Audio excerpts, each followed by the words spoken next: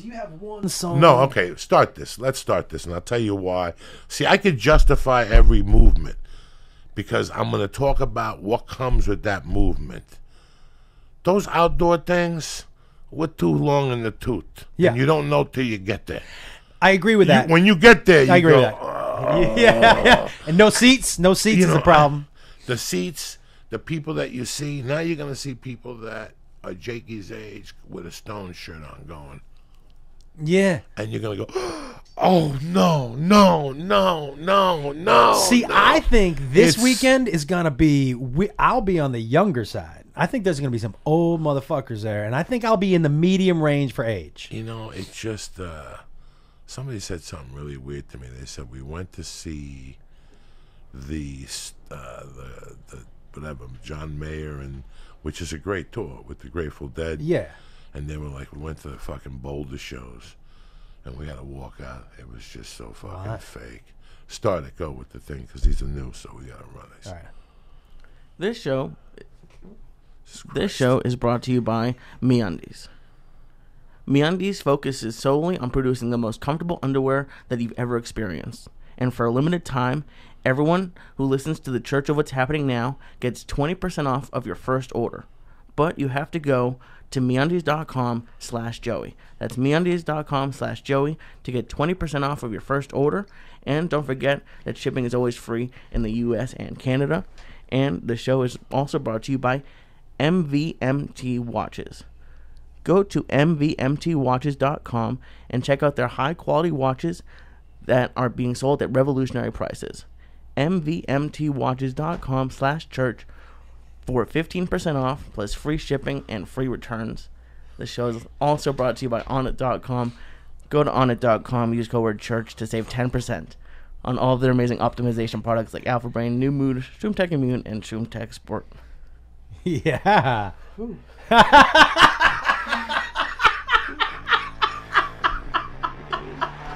Kick this fucking mule, Lee. Show these youngsters what it's all about. Here we go. You motherfuckers have no idea. So now, why wouldn't I listen? The Church of What's Happening Now, Wednesday, the 5th of October. The king is gone, but he's not forgotten.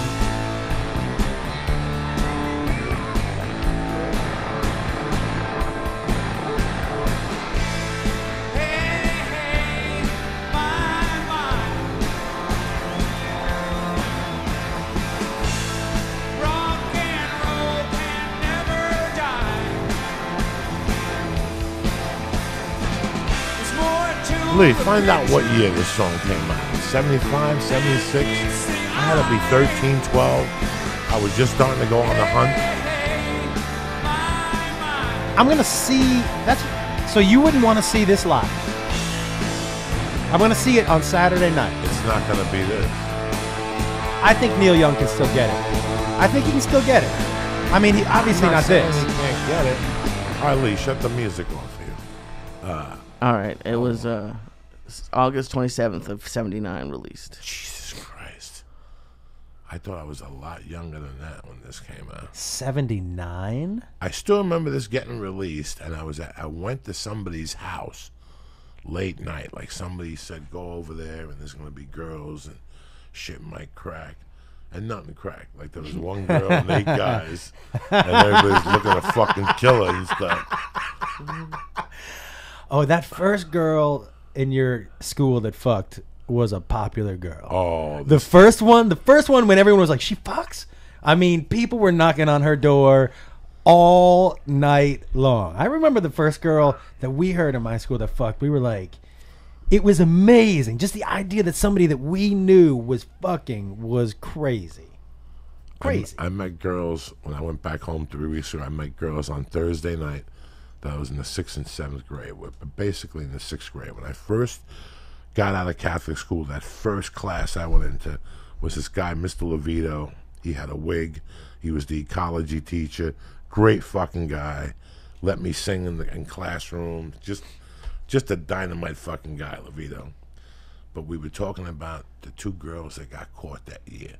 Fucking every day. In the school? Lourdes Ramos I'll never forget this girl, Lourdes Ramos, who was a chubby little Cuban girl with a mustache, who played it off like she never grabbed a dick, and this other girl was Lourdes was fucking Eddie Lamenka. I still remember this. 6th grade. That's my memory. They were fucking in 6th grade. 6th grade. They were playing hooky and going to my friend Mario Arias, who's still my buddy, is in Vegas now.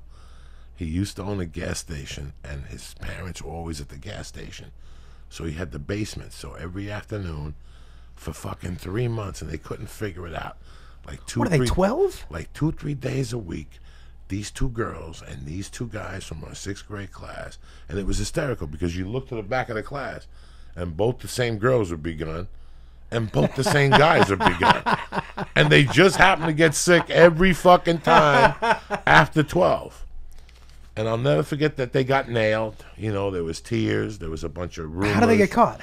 You know, they got caught because somebody finally put it together. Hey, every time Josh Wolf is out, Joe Diaz and Lee Syatt and fucking Tom Segura are out. We got a pattern. Right. And they went to Tom Segura's basement, and there they were fucking in the basement. Right? And here's the weird thing. Okay, 6th grade, you figure you got to really, like, massage a girl and really make her feel at home. Like, you know what I'm saying? Like, nobody's ever going to know. You know, I swear, you know, you're my princess. You got, like, silk sheets. Who's got that presence of mind when you're 12 years old? I did. But but because I had a big room to all to myself. Yeah. I had the fucking bed, the whole thing. But the chick I fell in love with would only let me dry hump her. I was dry humping at the same time while these guys were in the same basement with the 2 6th grade girls fucking next to each other. But that's what so I'm it's saying. like yours and your brother's bed downstairs. Yeah. That's it. When your brother's at school, I come over and I fuck a chick in your brother's bed with you on that bed right next to each other in the 6th grade. No. These 2 girls were savages. They were animals. Well, the dudes, too. Oh, you got to fucking give it to them. You got to though. tip your hat a little you bit, got to right? tip your hat to these guys in the 6th grade. When I was in 6th grade, Joe, the girl that I was in love with, Stephanie, right? My big thing, like, I had to talk her into letting me go up the back of her shirt. And dry humping was like, I was like, can I move? She was like, no, don't move. I'm like, okay. She was like, but I mean, it was a big deal if I could go up. You know, they got the 2 little buns, like the chicken wings. Like, if I could go up, and if she, when I went up the back of her shirt, she would stick her little chicken wing out so I could fondle that a little bit. But that was 6th grade. Who's fucking in 6th grade? I mean, if someone touched my dick in 6th grade, I would have come. I can't imagine actually fucking in 6th grade. 6th grade? I was excited that a girl would dance with me in 6th grade. At the dance? At one of those dances, I'd be like, Me too. I danced with somebody. Yeah. I was dry humping at 6th grade. That's what 7th grade was when Who's I dry the humped. first girl that touched your dick? Not sex, but who's the first girl that actually touched your dick? My mother brought a dirty chick home one night at like 4 in the morning. Stop it. My mother That story already wins. Stop it. Well, how old were you?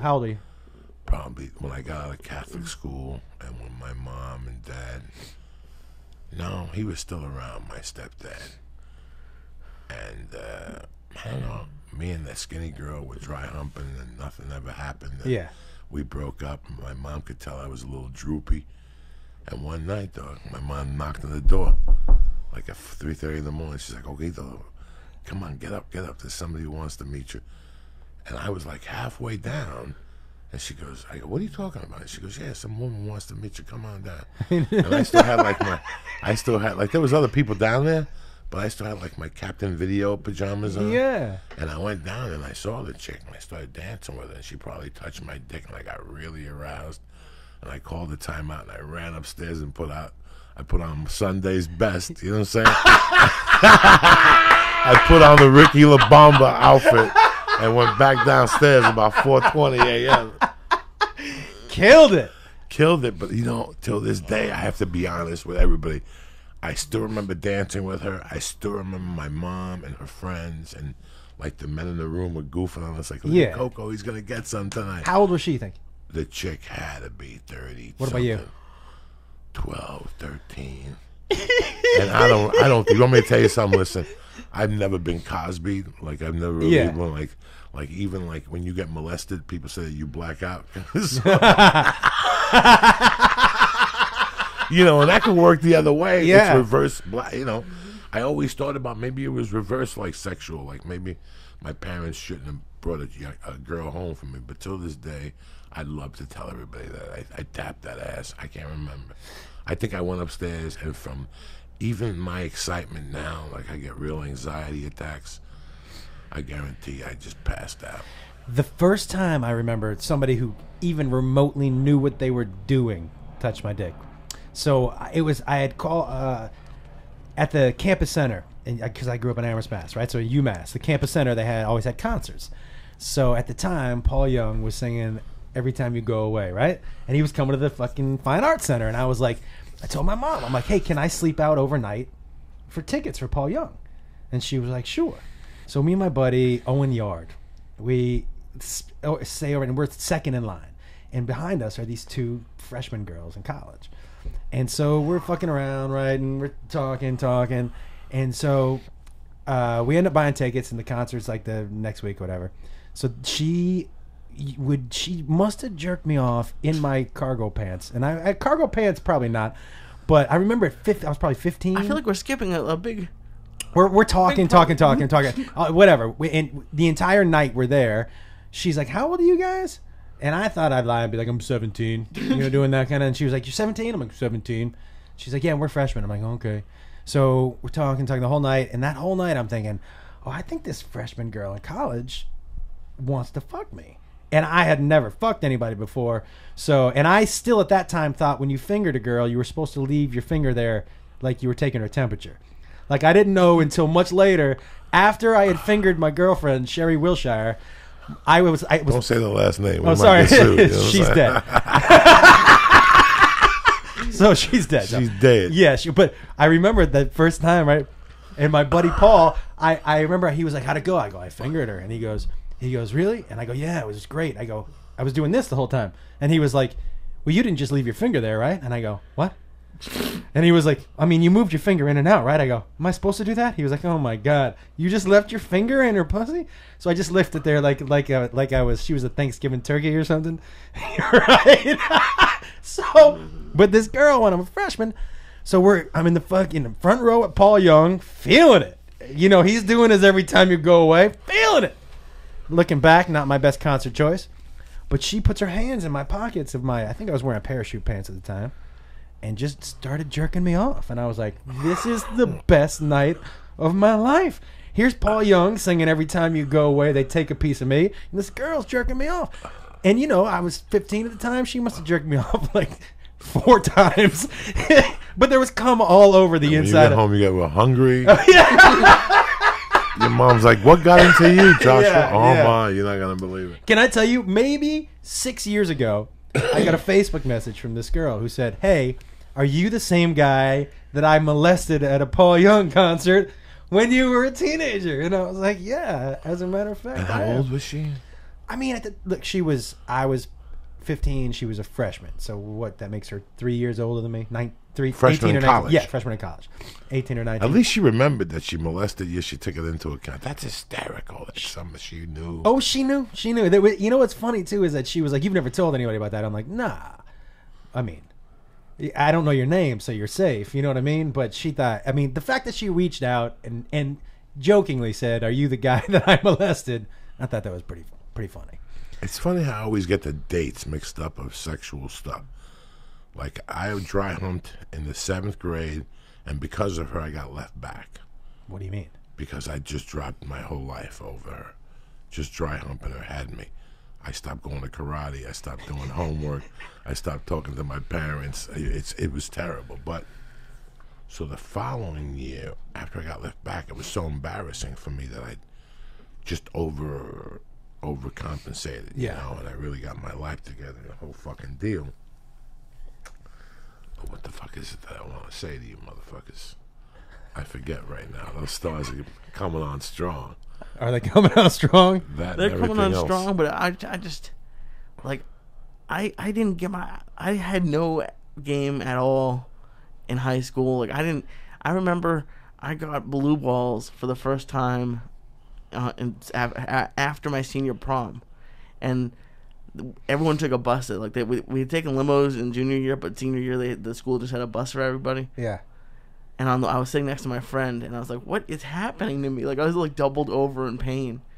He's like, "Oh yeah, that's blue balls." That was like, I was a senior in high school. I didn't lose my virginity until, I think I was like 20 or 21. Let me ask you a question. How much can you see right now with your eyes partially open? Oh, I'm like I'm like George Costanza who Yeah. can squint. I can see everything. Can you still see everything? Oh yeah. Because your eyes are like they're like in that picture right there. Oh yeah, that's a perfect picture. I don't even notice that my eyes look like that. Hey, you said something to me earlier this week that you have never said to me, that you and I have never talked about, and I couldn't believe you waited this long to say it. We were on the phone, and you said something to me. You said something to me 8 years ago, and it was kind of harsh. And I was like, you were like, because we were talking about Gavin, and you said, we talked on the phone about 8 years ago, and you said some shit to me that was pretty harsh, but I went back and thought about it and didn't take it personally. But you and I had never talked about that before. Like it has been like 8 years. No, it was longer than that. 10 years? Yeah, you were mad for a while. Everybody gets mad, but the drug thing kind of wore my welcome with a few people. And Yeah. You were one of them, There was just a few people. Rogan was real close to saying it. There were just a few people that were real close to saying it. But hold on, before you go there, I got to say something to you, because I had no sexual experience, and I always mix up the dates. And then I went on a tear. How old? I had to be 15, and I finally virginized this one girl. And then I dated 2 more girls back to back that wanted no part of nothing, not even dry humping on the bathroom floor. I had one at a birthday party. I'm like, get on the floor, let me dry hump you. And she's like, I'm not getting on the floor. I'll never forget that. And then Carmine Balzano got me this job going into my sophomore year. Before I had to go to the hospital for my lung infection. Yeah. They got me this gig on a bus as a monitor. So when people went on trips, you had to give out 20 salami sandwiches and shit. But they were paying me like $800 a week. You know what I'm saying? It was one of those jobs. And there was this girl, and her name was Lydia. And when, and we've all had this experience that we've grown up with a girl, and all of a sudden we see her when she's 15 or 16. Well, this girl isn't just a fucking girl at 16. She's a fucking woman. Curves, she got the whole thing. Like, she's got the whole thing. Right. And you just look at her and go, oh my God, this girl is banging, but it'll never work out for me. So I had to spend a week up in this district, which was uptown, with this Lydia girl. And every day we went to Jones Beach. Mm-hmm. We went to a museum, and I gave out the sandwiches. And you know what? By Thursday, I'm flirting with her, and I got a chance. I never had a chance with a girl like this. But I don't just have a chance with her to make out with her. She's just talking about sex. And I'm like, at this time, you using rubbers at all? No, there was no rubbers in my life or in my future. It's 1979. Oh, so no rubbers, it's no the right. summer of Yeah. 79. Okay, yeah. It's probably July of 79. And that's exactly how it went down. For years, you struggle to have sex with people. You struggle to find the words. And one day, through a mistake, I said something to her, like, that bikini looks good on you or something. And she played me back. She goes, you got to see what's under it. And I remember saying, well, show it to me. And we went behind a bus, and she pulled, and there was a bush of hair. And I was like, and I didn't know. And then the next day I saw it, and I'm like, well, you going to let me touch that thing? And she's like, come on. And we went around, and I touched it. Then, like, the next day I went back, and we swapped spit, and I sucked the titties. And I'm like, so when are we going to do this? And she's like, wait till we get back. My brother has a basement. It was Josh, it was like the weirdest fucking thing. And sure enough, you know how somebody lies to you? Yeah. And you call them Friday, I can't meet you, I'm done. No, here's the address. Went over there, her brother left us. We went downstairs. The brother left? Yeah, we got, like, the brother was 22 and she was like maybe 15. If I was 50, I was like 15, 16. Yeah. But she was in the North Bergen school system.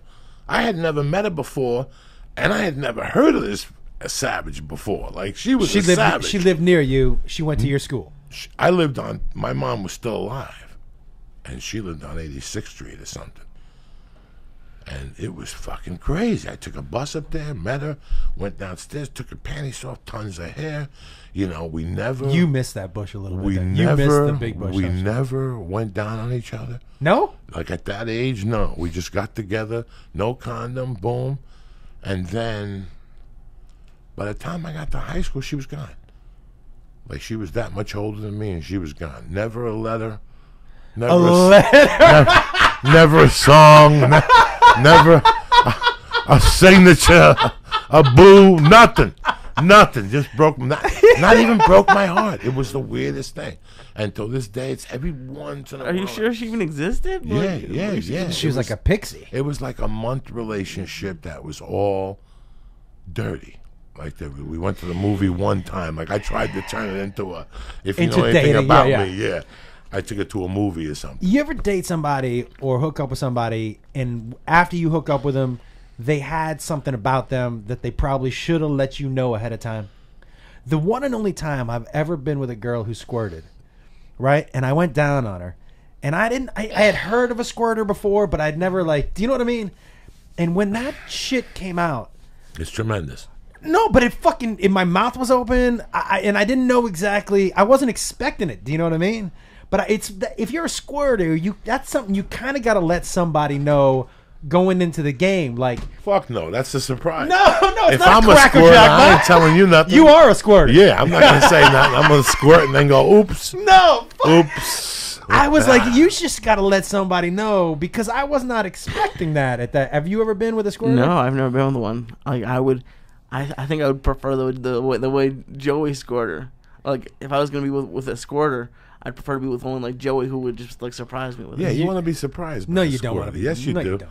You don't ever want nobody to tell you nothing. Well, I guess it kind of depends on the girl. Like, was it like a girl you didn't want to have sex with? No, let me ask you something. No. If you're going down on a girl and you're a young man, right? Right. And squirting isn't in your brain, and all of a sudden a wave of stinky bathwater hits you in the face, you're not going to be surprised. Like, No, you don't want to know? Well, because here's the thing: I grew up with pornography, essentially.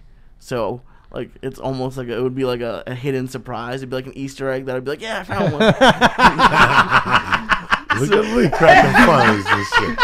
Look at Lee. You I fucking know, filthy really. animal. So I never found one. You get a prize, Lee. Oh, you get a star for that You get a comment? star for that comment. Are you? Ding, ding, ding, ding, ding, ding, ding, ding. How are those going? These are tremendous. There you go. Now, do you remember when he first started?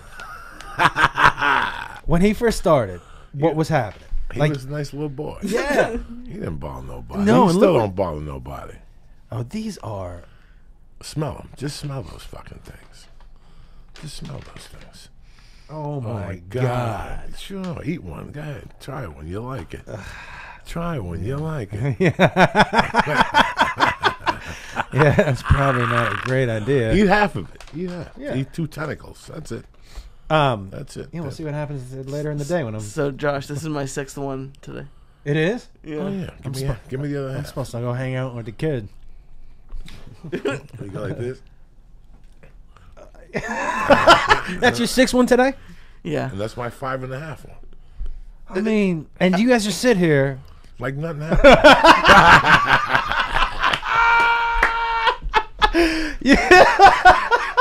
We're in training. Jack. Yeah, you training Listen, hard. ISIS kicks in the door. The Russians were in training. They can't do nothing. No, they're not getting in here. We've been averaging 1,100 milligrams a day now for weeks. Stop it. Oh yeah, no wonder my kidneys are fucked up. 1,100 a day. Mm-hmm. Is that what you're at too? 1,100 a day? I'm at 1,200 right now. On the weekends, he eats 850 just to keep him in line. You know what I'm saying? Like, Just to keep you in shape. yeah. What's your girlfriend? Is she on board? Yeah, well, she is a little bit, but she's looking for lawyer jobs right now, so she can't really do it. But it stinks because when I go get it, like I get it for like her and me, and she needs like 1 red star maybe, and I need about 6 purple ones, 2 red ones. Some acid, little mushrooms. There's only 2 things we're eating now. These and those cushy things. That's Cushy the Punch, yeah. Those cushy punch are fucking. I don't even know what those are. Oh, What are those? it's a gummy bear. basically, if it's 100 milligrams or 200 milligrams, it's 4 cubes. So if it's 100, it's 25. It's 200, it's 50. Do you remember the weed you used to smoke? Yeah. Do you remember, like, you could smoke 2-3 joints and just be like, maybe you get a headache? He still does smoke 2 We or 3 still do. joints. No, but without getting high. You could smoke 2 or 3 joints without getting high. You don't know what we did before you got here today. Smell this. That's what. Oh my god. Yeah. This is we got. Is this where Owen Benjamin walked around the neighborhood? This is it. Is this the neighborhood he walked around in? Yeah. He told me, he was like, I walked out and never fucking came back. No. He never came back. No. He was like Bruce Springsteen. Yeah, he said he never fucking came back. He couldn't. Did you know he was in trouble? Could you tell by looking at him? Yes, there was a couple of points. There was 2 or 3 people I've looked at that I could tell that they gone. Ada, Yeah. we were having a great time, and she just took one and ate one without even, like, she just took one. Right. And I'm like, okay, she's a tall cup of coffee. Yeah. And about 30 minutes later, I saw her eyes go, like it was real. Like when you see it, you go, oh shit, oh shit. Like I've seen. Remember in what was the movie when they took her shopping? The Devil's Advocate, when they took Clarice Theron shopping, and they would put the dresses over their head, and all of a sudden they go, ah, and she would go, oh. That's what happens with this shit. Like it just comes to you little by little at first. But like, you love that shit. Oh yeah, I love to be in fear. Yeah, it's you like my love life. it. You fucking love. You know, that I shit. think about it like I think Rogan and Segura broke it down once, and they're like, it's a great way for a comic to live. And I thought about it. That was from 80 to 95. That's how I lived. Yeah. I loved living that. At any time, somebody can knock on that door and say, dog, what happened to the $2,000 from that gambling debt? Yeah. You know what I'm saying? You saw it. Oh. You saw it. You lived it. I lived it. You I lived it. Yeah. You know, at that time, Lee, anything could happen. Yeah. I remember, Lee, it being, it's the fuck. I get separated October of 91, and I go on a tear for 18 months. Credit cards, bongos. I finally have to start selling everything I could, like neon, membership to a mob. Yeah. But there was a kid I was working that was a nice kid that kept coming to me going, dog, if you ever had any good investments. No. Yes.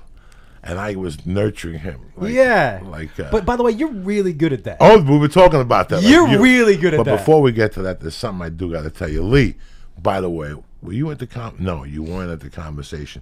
Kept me up all night. Last week, by the way, happy Rosh Hashanah. Thank you. Last week, I took a long-distance flight. I'm sitting in first class. I get upgraded. I don't bother. You know, when you get upgraded on a New York flight, you don't say nothing to nobody. Nope. I'm sitting there. I see 3 empty seats. The one next to me and 2 over there. Guess who sits next to me? 50 cents. Sits in the window aisle, goes to sleep. I don't say 2 words. It don't got nothing to do with me. So now I can't go to sleep. I got a few stars in me. I got the iPod in. I'm excited. I want to see who's going to in those last 2 seats. And all of a sudden, I get caught up. My wife calls me, whatever. The flight's a 6 a.m. flight out of LAX to Kennedy, my favorite, because you're going to Delta One and shit. Perfect. What? Yeah. Like, what? Yeah. What? Yeah. So all of a sudden, I'm sitting there, and who is it but 2? And Lee, I fucked up. I've been slipping.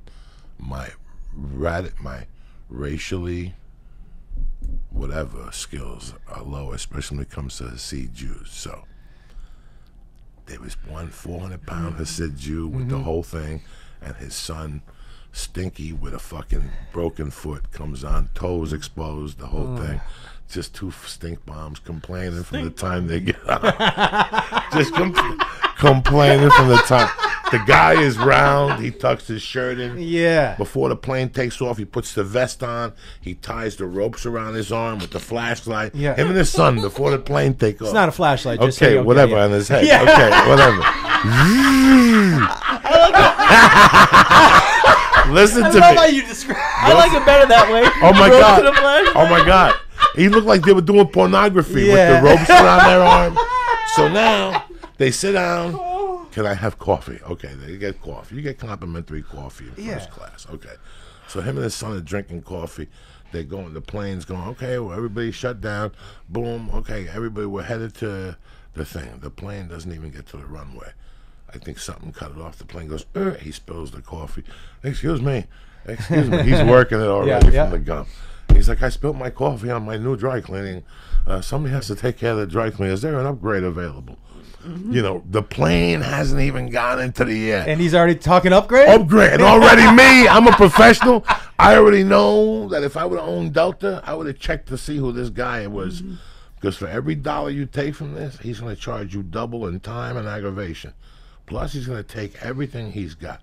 But they did 2 genius moves that I didn't figure out till the other night about 3 in the morning. I got high. And I fucking figured out what these 2 Hasidics do. They're fucking beautiful. People talk about those people. What's that movie with Brad Pitt that they're hustlers? Ocean's 11? No. The fucking one when they're boxers and they live, those people that he represents, they're fucking some type of Irish people that are even, they're gypsies. Snitch. They're Stitch. gypsy. They're gypsy. Yeah. Snitch. Stitch. Whatever the fuck. Snatch. Yeah. They're gypsies. And Yeah. they said, they'll double cross you. Listen. I didn't catch the double cross until 2 weeks later what the Hasidic Jews did to him. I'm surprised they didn't get a Why? call. What'd they do? What's the doing double Okay, cross? what's the first call you got? Listen, before the plane took off, they already asked for a fucking upgrade. The plane took off. Okay, the plane's up in the air. The black guy gets a pad with your name on it. He walks right up to him and he goes, is this ta-ta-ba-ta-ba and your son ta-ta-ta-ta? And he goes, yes. What do you think the first thing out of this guy's mouth was? He said, do you have my kosher meal? And all of a sudden the black guy goes into a frenzy. Kosher? Right? I mean, he cracks him. First thing out of the gate. Yeah. He cracks him with the kosher meal. Cracks me too. I'm like, I was not expecting that. Yeah. Shit.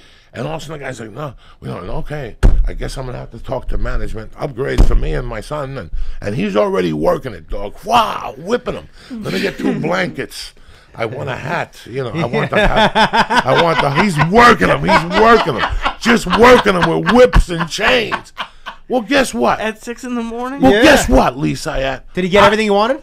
No. He tormented them.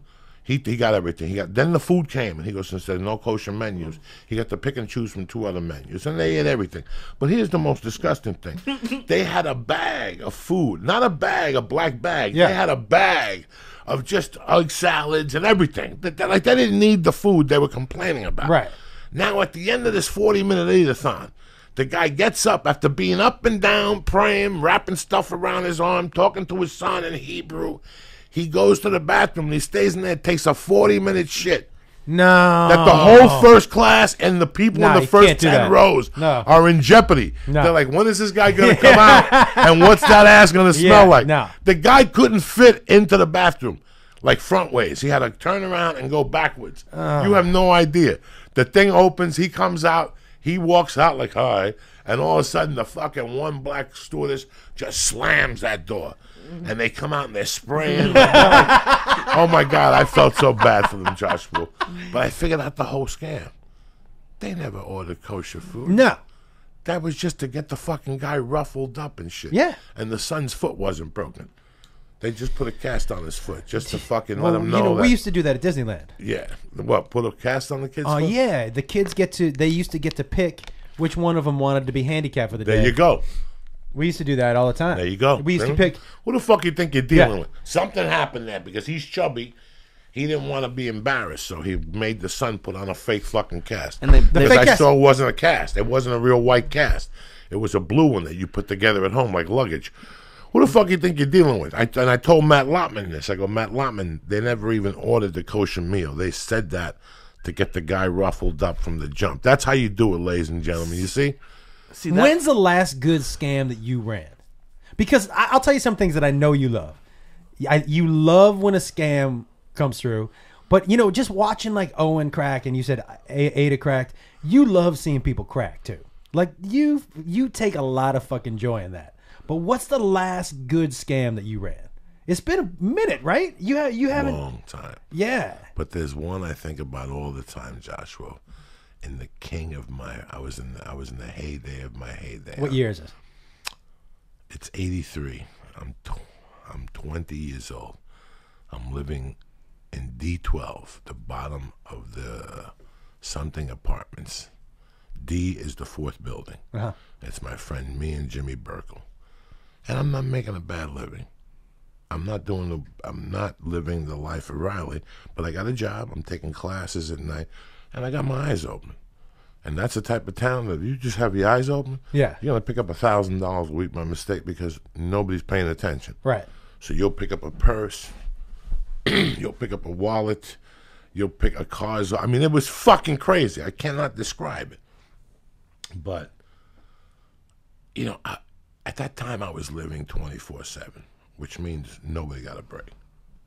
When I was 19, when I left Jersey the first time, nobody got a break. What do you mean nobody got a break? Nobody got a break, okay.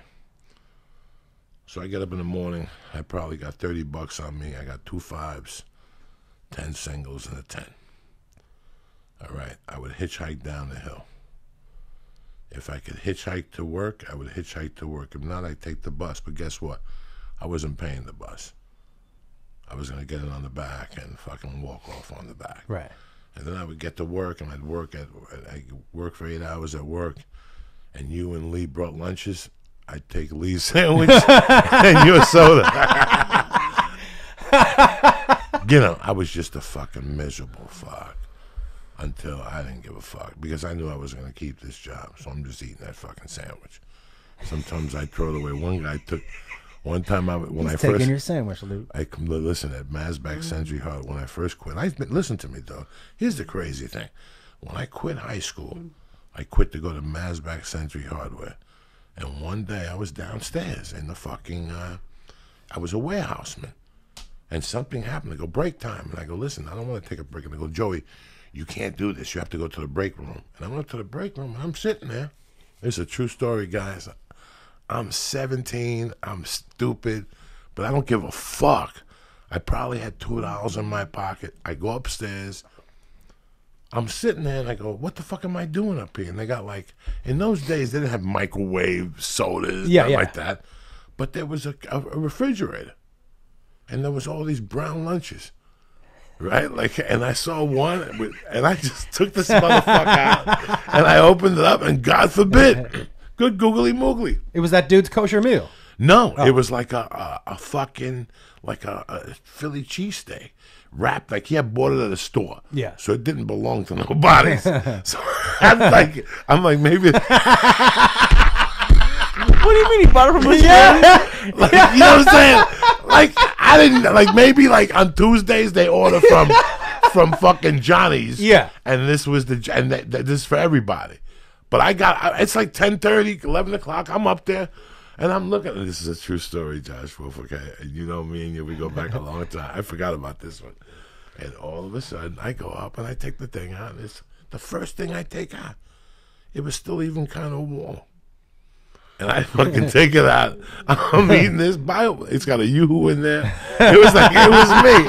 There was a napkin and shit. There was a note. Yeah, a note from the mom. No, there was a napkin.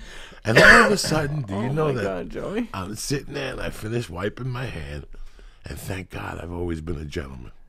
I wiped the table and I threw the stuff in the garbage, and then I wiped it again. And at that time, I wasn't friends with nobody. Like I had just been there for maybe 3 weeks. I didn't know nothing, but I still had another 15 minutes upstairs. So I just went and washed my hands, and I went by the window and just looked outside. And all of a sudden, I'm looking out this window, Josh, and I hear like 3 people come in by me. They got nothing to do with me, so I don't look. Right. And they're talking. Who you got tonight? I got the Steelers, you know.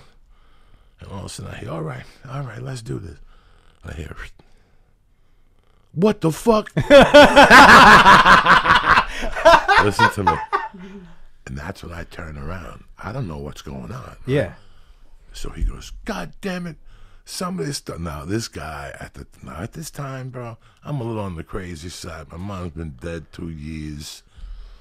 I think I want to be a gangster, you know?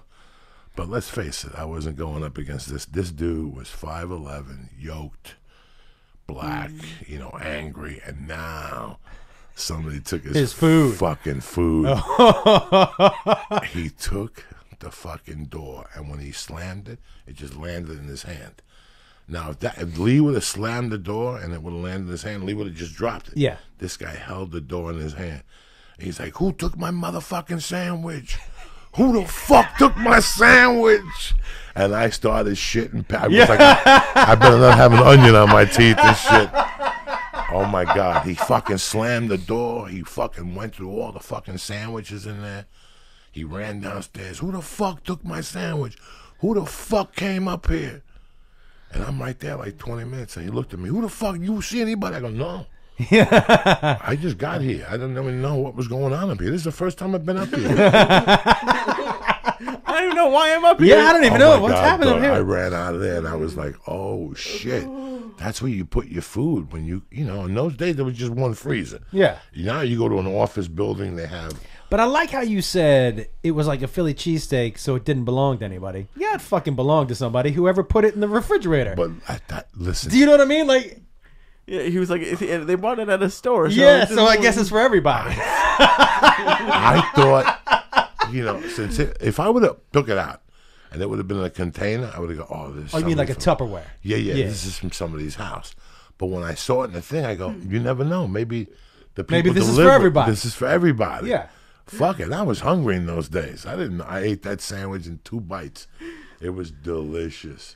And after that, we kind of became friends, and I would bust his balls about that from time to time. Did you ever tell him it was you? No, but I would like torment them. Psst, come here. You love that shit. I got my eye on up there because somebody took my motherfucking sandwich. I'm telling you, dog. There's a thief in this motherfucker.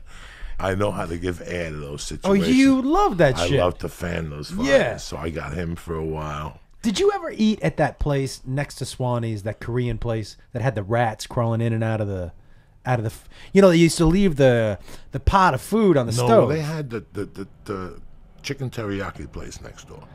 Right next door, that tiny little place, right? So when you walk out of Swanee's, it's right to your left. I never went in there. So it was a little Korean place. And so I used to eat there all the fucking time. And Swanee used to eat there all the time. But you knew they had rats? Well, that we didn't know they had rats. And so, when you looked out, when you were in the bar and you looked right across the alley, you could see in their kitchen. And we were like, oh fuck, there's that pot of bim bam bap. And you would whatever. eat the chicken teriyaki from there. No, I ate the bim bam bap. Oh, yeah, that's what you get for eating bim bam bat. Yeah. I wouldn't eat bim bam bat if you fucking gave me 10 bim bam bats. Let me tell you something. If you're gonna give me food and you put a fried egg on anything, if you put a fried egg on a burger, I just love shit where you put a fried egg on. You don't eat a burger with fried egg on it? We do at one specific place. I turned Leon to the place. No, I ate that way before. No, you you ate didn't, that. cocksucker. Yes, I did. No. I told you. You didn't eat that. You didn't eat that. Yes, I did. No, you didn't. Yes, I did. No, you didn't. I told you about it. No, you fucking didn't. You lying would never sack of eat- shit. What's the place? What's the place? The place by fucking the American Airlines terminal in LAX. If you go there early, they have a hamburger with an egg on it. What place? With alioli place. Terminal 46 in the back. You got to go in the back. It's like American Airlines and JetBlue. They have like it's next to like See? a food truck, but they have a. I know burger exactly spot, where that yeah. is. Okay, in the back, and in the mornings, Yeah. they fuck up I because. told you about that. No, you place. did not, dog. I You're did an tell you amateur. about I that told you. I called you from the fucking airport. no. and shit. You would I will- never eat I there. will- I That will place admit- is good. You wouldn't eat there. That place is good. I didn't want to eat You there. would eat at the place next to it. That I dragon. wanted to, but it was busy. Yeah, you would eat at the other place. So here, I will admit that I am an So, yeah, amateur. if you go but I back found that there- place. So, but the bim bam bap is basically a bowl of Korean food with fried egg on top. No, he's not. It's fucking great. That's disgusting. You got what you deserve, dog. What- Bim bam boot. I would eat that shit. If you know who loved fucking- that place? Lionel. Yeah. Lionel. Yeah. Do you know he reached out to me on Facebook? Did he reach out to you? No. Yeah, man. I gave him your info. Where is he? He's in the Northeast, man. He's got a wife. He's got kids. Yeah.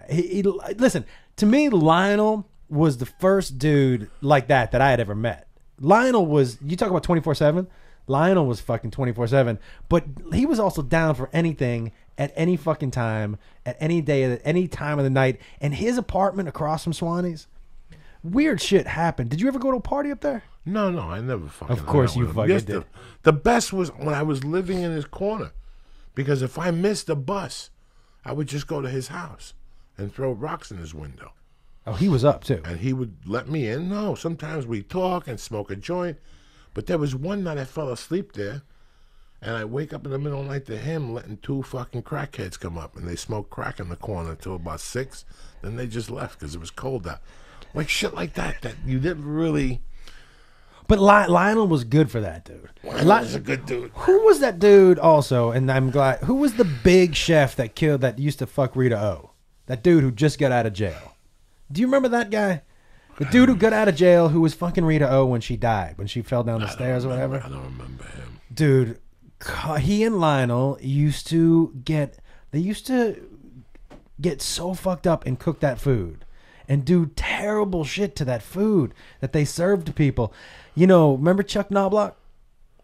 He played for the Yankees? First baseman. Second baseman? Second baseman, I'm sorry. You know, Lionel did not like the Yankees. He used to fuck with that dude's food. He was like, "Is this for Knobloch?" He'd be like, "Yeah." And he'd be like, "Okay." Oh, he would fucking put hair in it and shit. He did not give up. Knobloch ate some shit. He was yeah. He ate some shit that was not good for him at that place. But if you ate at Swanee's, that was your own fucking problem. That was your own problem. I always used to tell people, when you were getting ready to go up at Swanee's, the underground, the old one, if the guy was said, "Okay, you're going up in 5 minutes," you would walk to Swanee's on the left side of the stage. Yeah. And if you stopped right there was a beam.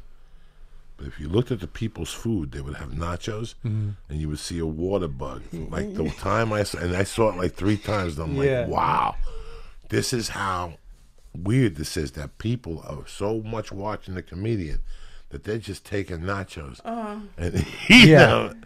And the fucking, so the other day, listen, and we all know about this. Josh Wolf knows about this, Lee, so sorry. So, you know, one of the benefits of doing nose surgery, that the first 2 or 3 weeks, I got good snots. Oh, no. Oh, dude, I can't. Hold I can't. Oh, thank you, Josh. Oh, But God. then- I can't fucking. He knows I fucking hate this. He But knows. then, You don't even know what you're in for. I But do know what then- I'm in for. I'm gonna throw up but here then- at no, the no, no, fucking. but then, it drops off slowly. Are you gonna take one out of your nose right now? No, Okay. I would never, no. But the funny do you mean thing you would was, never? I went to Arizona. Listen to me. It's Wednesday today. Oh, okay. And I went to Phoenix. Get dry. Oh my God! So I'm sitting here, we're fucking stoned to the gills. The podcast is over, and I'm sitting here, and all of a sudden I'm like, oh my God! And I put my finger in there, and I could feel it. It's 2.5 inches, and it's got a clam attached to it, like a nerve center, right? And I whip it out. You don't even. And when you whip it out, it all mixes together like a scramble. And I stuck it in my mouth, and it was getting really good. And something happened, it fell out. I got so excited. He took one bite. I can't even. He knows. Just talk about my snot God. makes me want to. Makes me want to fucking throw Yeah, up. he took a bite and it fell in his shoe. And he was looking. Did it really? Wait, he took a bite? That's how big it was? You took a fucking It was bite? a bite. It was delicious. Oh my God. It was like dude. a cocaine snot with it had juice in the middle like that gum. You used to put them on your tongue and, Yeah, show 'em to just you. fucking wave them out there? Oh, I love those How do you things. think it got on his foot? I think you were doing that to me. Oh my God. I'm gonna. You know that makes me want to fucking my throw God. up all over the You place. should have dude. seen this poor bastard. Oh my It's God. I've never seen someone eat a booger like that. Right? Has he put one on you? No. But Couple times. maybe. He don't know. He just takes the shirt home. I was just about to say, do I like? Maybe that I don't know. I know. Oh, but that booger. Oh my God. The booger is Oh, like. so anyway, let me tell you about this, because you're gonna relate to this world now. I'm doing my thing, but I'm creeping, and I wasn't doing a bad job. I'm 19 years old. I took 9 credits in college at the Colorado Mountain College. I made some moves, Joshua, that right off the bat I picked up like $3-4 grand. Like I did 2 moves solo. And I'm like, produced. Like I did this Labor Day thing. Everybody's at the barbecue, and I just walked in the door. And there it was, a deposit bag for a fucking... Stop it. I swear to God, 83. I started when I got there. I had like $2,000 after the apartment. The whole thing, I was down to 300, but I had a job. I had signed up for 3 credits. I bought a bunch of groceries, like $500 worth of groceries. That first grocery, that's good grocery. And I'm like, let's see what happens. 4th of July was kind of meek, you know. You know what, by the way, you could always tell when you just came into some money because the first thing you did was buy groceries. Okay. Dude always was good for groceries. Gotta do groceries. Yeah, always. Yeah, always good for groceries. So I'm a fucking. If you got it, you got it. If I come over and you got a turkey burger and I eat it, all right. Next time I stop and I see a steak, I'll get it for you. You know what I'm saying? Whatever. So I got this apartment with Jimmy Burkle, and we're sharp. We're making salads every night. We're getting different types of weed every night. There was a dude that we just told, you get good weed, just bring it over. Don't worry about the money, just bring it over. The money will be here when you get here. So every night, as soon as we're about to eat, we hear. Every fucking night, as soon as, like if we were cooking like a steak, and listen, brother to brother, you know I ain't gonna lie to you. I would get off the bus, and I would walk into City Market, and I would buy like a jar of peanut butter, but I'd have a pillowcase, and I'd take 2 steaks, a package of Oscar Mayer salami, a head of lettuce. I would pay for the head of lettuce. I would pay for the mayonnaise. I would take the 2 lobster tails, the 2 steaks, and I'd buy like iced tea mix. And I'd walk, and I'd go up and talk to the owner. How you doing with the lobster tails and the steaks in the bag? And I'd go home, and we'd cook fucking salad with Oscar Mayer with the Italian vinaigrette and the whole thing. I mean, we did this every night, the same fucking meal. That's how crazy I was. But every night, as we were going to go cutting the fucking steak, there was this guy, Ken. And he was from Kentucky.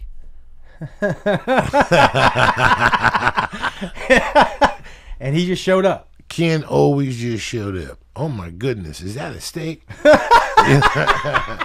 Last time I had myself a steak, it was a beautiful summer day, and he would just go on for, is that a bong? Is that, man, I haven't smoked marijuana in so long, my lips are starting to get, and he would have an anecdote for everything. And I would tolerate him because I'm a comic. You know, at that time I didn't know anything about comedy, but he made me kind of laugh. But my buddy didn't fucking like him at all. And he would always say, fucking Ken, what the fuck? You know, get the fuck out of here. And I go, you know. Yeah. So this went on. No one would knock on my door. That's crazy. No. He lived upstairs, and he always wanted to know what you were doing. Yeah. And he always invited you to something. Man, there's a party up in the bar with the band's cracking. Yeah, we'll go up there, pick up some bitches. But when you got up there, he always left his wallet at home. There was always a dilemma with Ken. There was a by the way. Ken didn't bother me at all. You know, there was times that he would come down, I cut the steak in half and give it to Ken. There was times he bothered him, you know, like he got my nerves by telling me a long story about Kentucky and shit. And this went on for about a year and a half. And I liked Ken. So one fucking day, now, we lived in the basement and Ken lived, it's like the office under here. And he lived in the office on top. And there was a balcony. And one day Ken comes in and he shows me, he goes, let me show you something. Yeah, and he shows me his brand new helmet. Helmet? Yeah, like, well, helmet. And he goes, yeah, didn't I tell you? Like football helmet? No, I'm a bicycle rider, man. What do you think I go on the weekends? I ride bicycles. And he's telling me all this shit about his bicycles, and he shows me his new 10-speed with his fucking cleats and how he's going to run up and down the hill. So I said, where'd you get this? But he's telling me it's a $3,000 bike and all this shit. And I go, so come downstairs. Tell me about all this. Yeah. So I go, tell me about this fucking thing.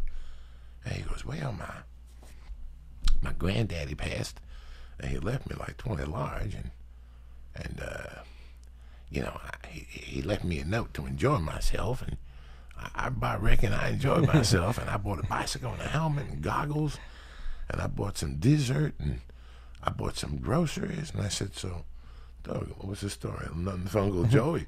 A little something, a bag of weed, something. I mean, 2 years. Yeah. This was just like, and I didn't, the other guy would get mad. thought the guy could He's been be coming to me. your place for 2 years. 2 years, every fucking day at 6:30 on Sundays, and not even a rolling paper. And then he would go home to Kentucky. You wouldn't see him for a month. So I just asked him one day, I go, Kentucky, what's the story? You know, buy a bag of dope, bring it down. He's like, man, I can't do it. I only got like $800 left. I go, you got $10,800 left? He's like, oh yeah, I bought this badass jacket. I'm wearing it tonight. Right. And I'm like, oh really? I go, well, dog, get a steak for me and Jimmy. He goes, nah, man, those days are over. And he just blade out and insulted us. And Jimmy's like, we should just beat the fuck out of him. Let's let him go out. Oh, yeah, because he had that bike there, didn't he? No. I was going to take the rest of his dough. I know he was cheap and he wasn't going to take it all. He was going to hide it. And because I had just insinuated to him that he should, Jesus Christ, buy a fucking bottle of beer. Yeah. And he got all offensive. And that's when he left. And I was like, look, you're right, Jimmy. He goes, I told you he's a piece of shit. I go, all right. And Jimmy didn't say nothing about it. And all of a sudden Jimmy's like, I had a rough week. I got to go to bed. I go, all right, go to bed. And I stayed up. I waited for this motherfucker to leave. It was a Friday night. I heard them woo and fucking get in the car and go to Aspen. They were going to Aspen. I went out there and made sure they got on the road. And I went right to work. I wanted to see if his windows were open. Nothing. The ones in the kitchen. I was like, God damn. I had to go around the back. He lived a level up. Thank God I was in shape. I took a couch. I put a chair on top of the couch. You up the balcony? Oh, you know I did, motherfucker. I put a thing on top of that. And I fucking climbed up to the balcony. And sure as money, he left the sliding door open. Or maybe not. I think I had to go in there. I was that good in those days. If you had an apartment in that complex, yeah, I was getting in. I knew all the ins because I practiced on my own apartment. Who the fuck you think you're dealing with? Me and Jimmy was an engineer, so he gave me every angle. I had every way to get into every door. You practiced on your own apartment. Every door. I had every door down. Any door you had. We had a tool to get into any door in that complex. Whether the key was on this side or the key was on that side. I had the master to the top. That's fucking genius. We knew how to slide the fucking door out. If you had 2 kilos or something, I'd slide the whole sliding window up. You know me. We knew all that. Like, we were prepared for all that. Plus, I had a dude. At that time, I was taking electrical courses. And there was a dude. Electrical courses? Yes. Like, for what? To be an electrician? I was going to Colorado Mountain College. And you had to take, like, history and a fucking math. And then you had to take, like, an elective. And my friend said, take the residential wiring, bro. You get a job at Aspirin Electric. And they paid like $10 an hour. So I got a job at Aspirin Electric. I did really well. I wired a house, and I got the job. And they put me on a truck with this dude from Minneapolis. And I started talking to the dude, man.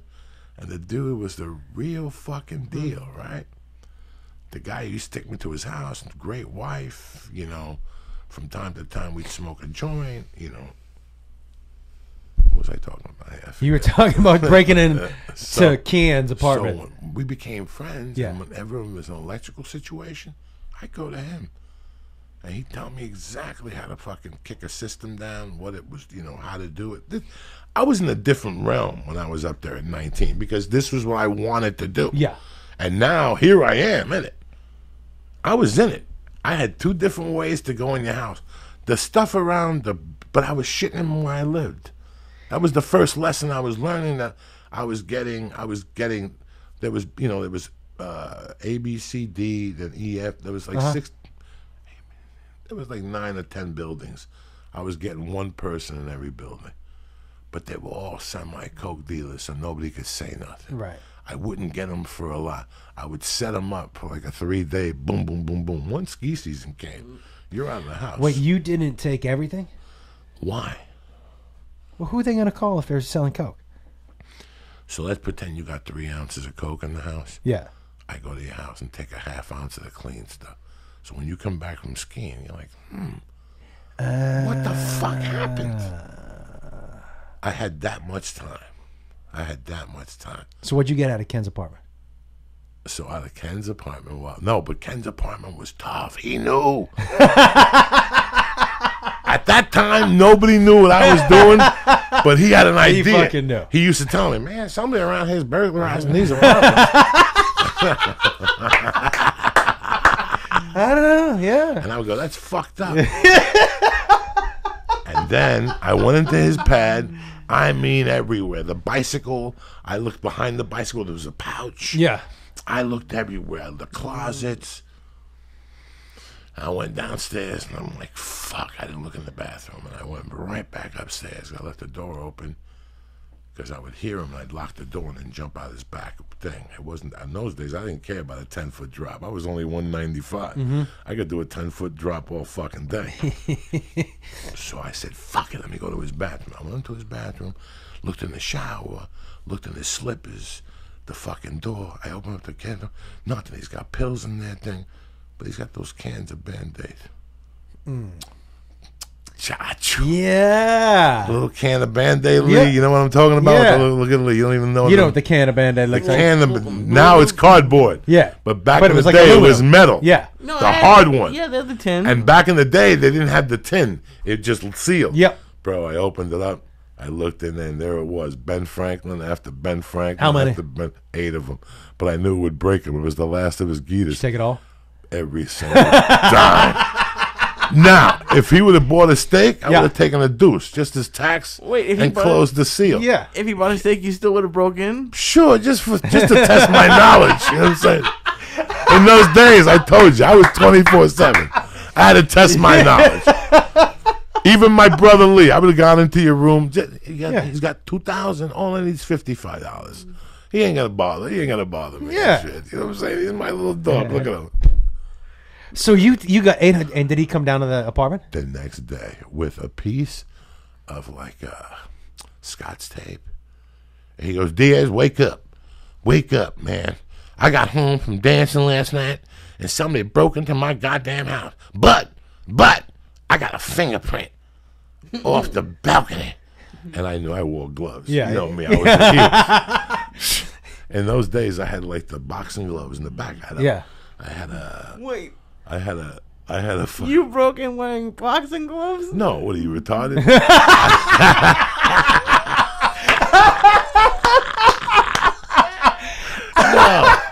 No, I fucking had these. That leaked out of you, dude. You were So yeah, it was like ooh, wait. Just like someone just poked a hole and you were like ooh. what I would do in those days, you know, I was really sharp in those days. You know, you talk, But at the same time, very naive and stupid. Like I would do $1 million moves, but then compliment it with the dumbest fucking thing in the world. Yeah, but and in those days, all my stash was never in my house. I learned as a young man that nothing should be in your house, ever, ever, ever, ever. you kept shit in my house. No. But if I have, When you lived in the back? right? But Yeah. you got a gun. You got to protect your children. Yeah. You can't have your gun in my house. Right. You can have it next to you in the bedroom, but if it's not your gun, if somebody does come over and you want them to disappear, you got to have a gun that's clean. Yeah. So some people just put the gun outside, wrapped. You know, they give themselves enough time. There's 1,000 things that people do. In those days, I didn't believe in nothing. So I used to have a boxing bag outside. You know what I'm Like saying? with a hanging bag? Right, so I would have a closet. In those days, this is how easy it was. Your door in D12 in those days, like let's say your door was D12. D12, you went downstairs, you opened D12. Hi, how you doing, Josh? But next to D12 was a door. That was your personal closet for skis, ski boots, luggage. Oh, so people kept valuable shit down there. Oh my God. You know, you would be surprised how many people would say, you know, like fucking Car keys. I left. Yeah, like it was just crazy. It was very naive. But let me tell you, like I would have the boxing gloves. Like I didn't have boxing gloves in those days. I had the ones that Joe Weider makes with the little piece of metal in the middle. I would have those. Yeah. But inside those, I would have the rubber, my thief gloves. You follow me? Yeah. And then my boy next door, next to me, was a painter. and he had those rubber gloves that he used for Yeah, the whatever. So latex I ones. always had covered. Even then, I always had a cover. I had my little thief gloves that back there. If somebody came back there and said, "What are these?" "Oh, this is what I put under here in the cold weather." "Oh, they're okay. We don't need to look at those. These are the ones you're looking for. These are the OJ gloves, Yeah, that was the fucking motherfucker." Jedi mind trick. Wait, okay? First of all, so the trick to being a good criminal is, let's see if I'm getting this right, is you never took everything, right? So No, because that's where I was living, and that's my thought at the but time. you even did that when you went into stores, man. When you went into stores, was genius to me. Was that you were like, oh, you have to buy something.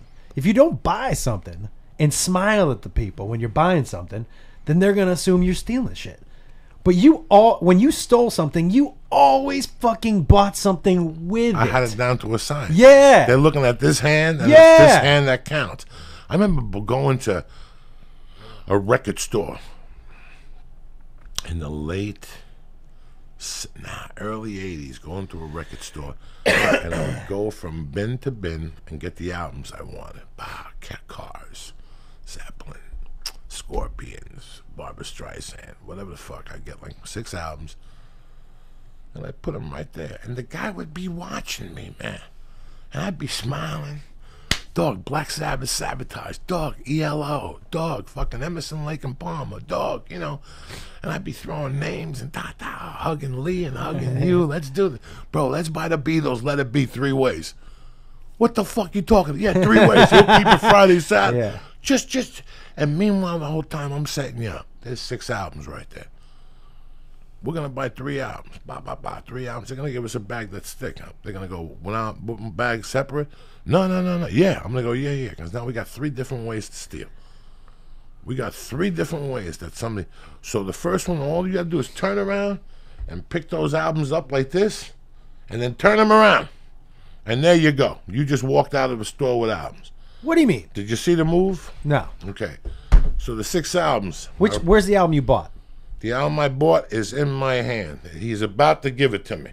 Okay. Give me that bag of stars. He's about to give me the bag. You can't tell what's in here and what's not in here. Yeah. Okay? He's about to give me the bag. He gives it to me. This is going to be a theatrical move, because as I'm pulling back from him, Lee is giving him 3 albums. So in those days, the counter was here.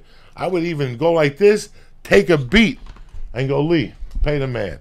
And look at the bag right there. Yeah. So the bag would go over the albums, and there'd be a security guard watching over there. He'd be watching that way. As I popped out and walked out, it would be covering the 3 albums that I took, or the 4 albums.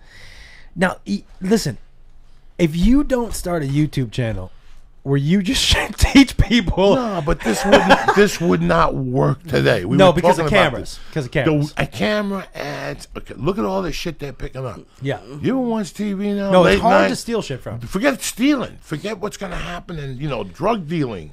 They're going to have people that are going to go, where'd this go down? Wait a second, Josh. Whoa, Josh. Whoa. So you went to buy drugs and somebody shot at you. Yeah, where'd this go down? It went down on La Brea and Sunset. Hold on 1 second. Give me La Brea Sunset. What time did this go down? Oh, yeah, camera. Yeah. 10:58. Camera. They're going to have Google Earth printed up for you with the whole sequence go down, where the bullets came from, what they're coming up with. Your world is going to get shattered. All these people who think they're cute, you're done. They're going to have a fucking... It's virtual communism. You have to assume. How would you, right now, get around the cameras? Like, so if you were doing it now, how do you get around the cameras? You don't get around the cameras. Now, the young people are tapping into what you own. And taking it from there. And take it from there, I assume. Who's going to do anything? What can you do today? We were talking about travel. Well, we couldn't have stolen that safe that we stole. Okay, right. But we couldn't. And we couldn't do travel checks. You couldn't do traveler's checks. Nope. With cameras, and they're immediate now. They're immediate. Yeah, you know what? They're immediate. Because we used to steal shit like out of our neighbor's garage. Bikes and whatever. But you have to assume people have a link to their computer. Yeah. It costs them what, Lee, to put a an link in alarm. your computer? What do you mean a link in your computer? Like right now, how much would you? I know you have alarm here in the cameras. That if somebody breaks the door, they're on. Oh yeah, you can get one for like a couple $100 now. Yeah, And but how much does it cost you a month compared to signing up with Art? Because the beauty of it is them doing it and you having them from 2 or 3 different angles.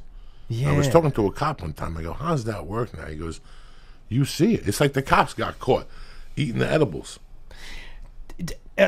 Completely different. Do you remember there was a cop that we used to hang out with in Seattle, that big Hispanic dude?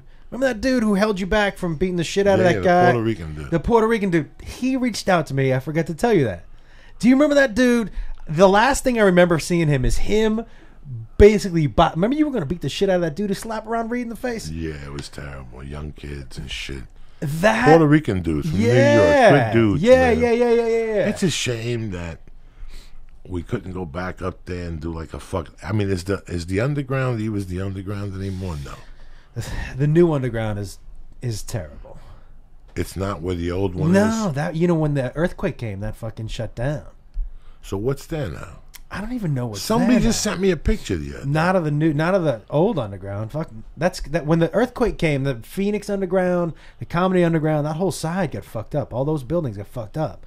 So the Phoenix underground moved across that homeless park, and so did the Comedy underground. They both did. And the new Comedy underground is And what's there now? Like, what is at that block now? nothing. Somebody on Twitter, Billy retired. Yeah, somebody on that Twitter the other day sent me that view, and it said the Comedy Underground, and they showed the Korean place, The Bim Bam Bat. No, not the Bim Bam Bat, because they wouldn't show me that. See, they like the fucking Bim Bam Bat. Nah, Yes, they did. They showed me the Japanese place. It's just that the other day I walked into, I did Oddball. I was telling you. Yeah, how was that? And you did Oddball. Yeah. Now, who is the headliner? Dane Cook? Sebastian. Sebastian was the headliner. Yo, he is a fucking bad No, wait a second. motherfucker. No. Beside that, who was the real headliner? Sebastian. No. John Oliver. Yeah, and they said that there was a few places where Sebastian would go up, say goodnight, and all of a sudden half the crowd would get up with him. They left. No, they did. It's the Northeast. You're talking about Jersey and Philly and New York. Like yeah. I mean, they had John Oliver had to be the headliner, but I heard that. Let me tell you something. He's who headlined when you did it? Dane Cook. Dane? But I didn't. Listen, I don't want to wait. That's the deal. With Did you MC it? Fuck no. That was when I got that week. I told my agent. They're gonna reach out to you, and I go, I'm way ahead of you. Yeah. I put it together. What do you think? Put this deal together. Me, that's who. And next thing you know, I go, don't take a hosting gig. And he goes, no, it's 20 minutes. I was like, okay. And then when I got it, it was 15 minutes. By the way, 15 minutes of you? No, I couldn't get it. That timing, it's too big. Those big places, dog. You don't like them? Nah, I get discouraged right from the fucking jump. You do? Yeah, but Saturday I got a little better. I got a little What looser. is it about the big place you don't like? Just I get anxiety. I'm an old man. I get anxiety. I want to just listen. I want to take it back to 140 people. You know what I'm saying? All that. That's a lot of people that when you turn into. Even when I did the goddamn comedy jam, I got the worst anxiety I had. Do you get anxiety before you go on stage? Yeah, I think they're gonna prescribe new pills to me that don't give me drowsiness. Wait. You every time you go on stage, you get what do you get? Like jitters? No. It's at the earthquake. We were on earthquake call. Alert for the last 3 days. And nothing happened. No, nothing. I even took all the books down on my house. Something's like gonna happen. Dummy. Now. Something's gonna happen because we're doing a podcast. We've already had. Is it gonna wake him up? We've already had 2 fucking earthquakes. Is it? No. You get anxiety? Do you get like sweats and shit like that? What happens? I just get But your knee and shit has always bounced, dude. You've always shook the fucking No, but that road. was a different thing. This is this morning, dog. You want to hear this? Let me tell you what true anxiety is. You ready for another start? Yeah, dog? he's just making noises you now. I mean, you're literally like, I don't know if you think you're saying, but you're just making noises right now. You ready for another one, dog? No, I think I'm okay. So I mean, you got him to the point, Joe Diaz, where he's just making noises, not even like a real person. Yeah, that noise. What time do you start taking 11 stars? Whenever we got here, 2:00. 2:00? 2:30. I was good today.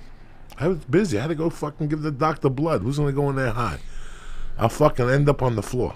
You know what? The first edible that got me fucked up, and it was that day with you on Sunset Boulevard. But it was one of those breast strips. Oh yeah, we used to get fucked up on those. Oh yeah, that breast strip fucked me. I haven't found those anywhere. No, they're done. The company went under. Supposedly, then they came back. You know, these people come and go because it's a jungle sometimes. It makes me wonder how I keep them going under. Yeah. Broken glass everywhere.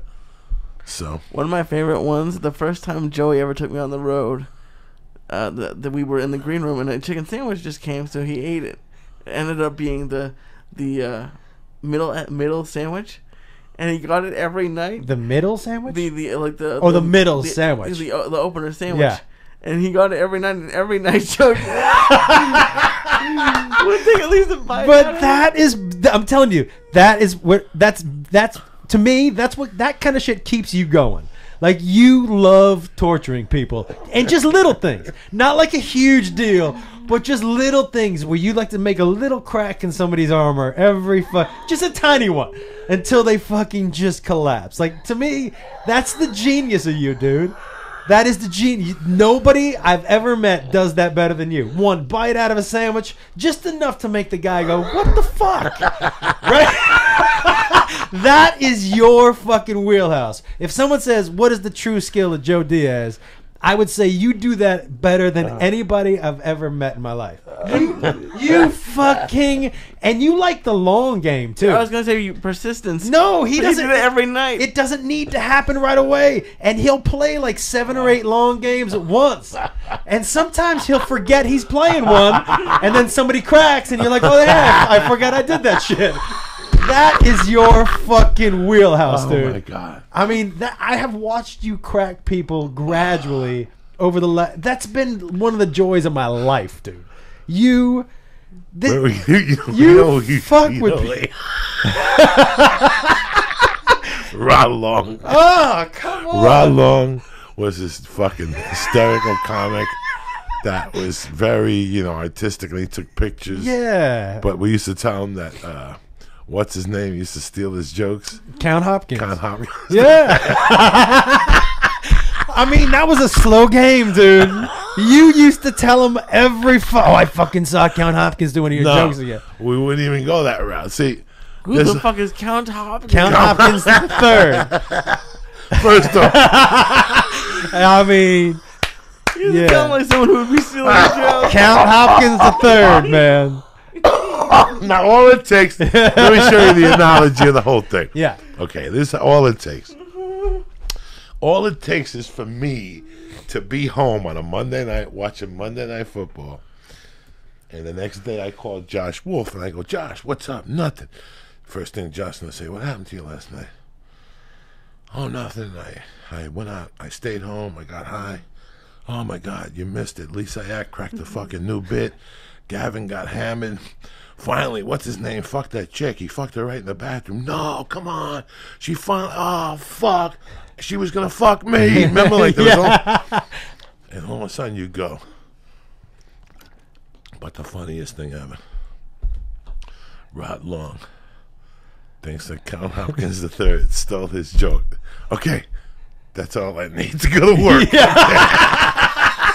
Yeah. That's all I need to go to work. Just a kernel. That's all you need. So now... I just imagine he has a cave and he... This went down. This goes down. This goes down Saturday night. But I see Rod Long. Josh tells me the story Sunday morning. I see Rod Long Sunday night, and I don't say nothing. That's how much professional I am. I don't say nothing to him. In fact, I give him a hug. What's up? How you doing? I give him a hug. Nothing. Oh, nothing. You want to smoke a joint? Throughout the conversation, I don't mention it. Monday, I see him. And again, in my mind, I got to let him simmer. I got to let him cool down a little bit. I got to take him out of there. I got to take him. Because if I attack him when he's hot, it doesn't mean nothing. Yeah. I gotta let him forget all about it. Now Tuesday, I purposely bump into him at an open mic. I don't care whether I gotta go there or not. I don't care. I gotta go there to plant the seed. That's a great thing. I purposely bumped into him. Okay. Oh yeah. This is it. So now Now the incident went down Saturday. I saw him Sunday and Monday, and I didn't say who gots to him. I treated him like a regular gentleman. You were actually overly nice to them. Overly nice to him. Now Tuesday I see him, and I go to him. What's going on, man? Nothing. I go, hey, that bit, that's your bit, right? You do that bit, right? He go, what bit? The bit about the fucking thing with the sports cancer. He hit the home run over the toe. Yeah. That's you, right? You had me in tears the other night. Yeah, that's me. Right there, I got him. Yep. Bam! I got him locked into a bit. It could be any bit. It could be any bit. He's trying to brush me up, but now I got him. Now I give him a night to think about the bit, because if he's real, he's thinking about the bit. Now when I pop him Thursday, I pop him heavy. I'm not even saying nothing, so I'm gonna just ask him if he knows who Con Hopkins is. That's a slow. Yeah, it's a slow cook right there. You know there. who Con Hopkins is? Why? He's doing that joke you heard? What joke? I didn't say nothing. I didn't say nothing about no joke. What if Colin Hopkins ends up getting beat up one day? He was not going to beat him up, and Con Hopkins was never going to be where he was going to be. It was fucking hilarious. But that is the best. It was hilarious. Listen to me. No. What about the time I got in the van with him in Seattle and came all the way to L.A. and back? And every about 4.5 hours, I'd mention Count Basie, Count something. You know what I'm saying?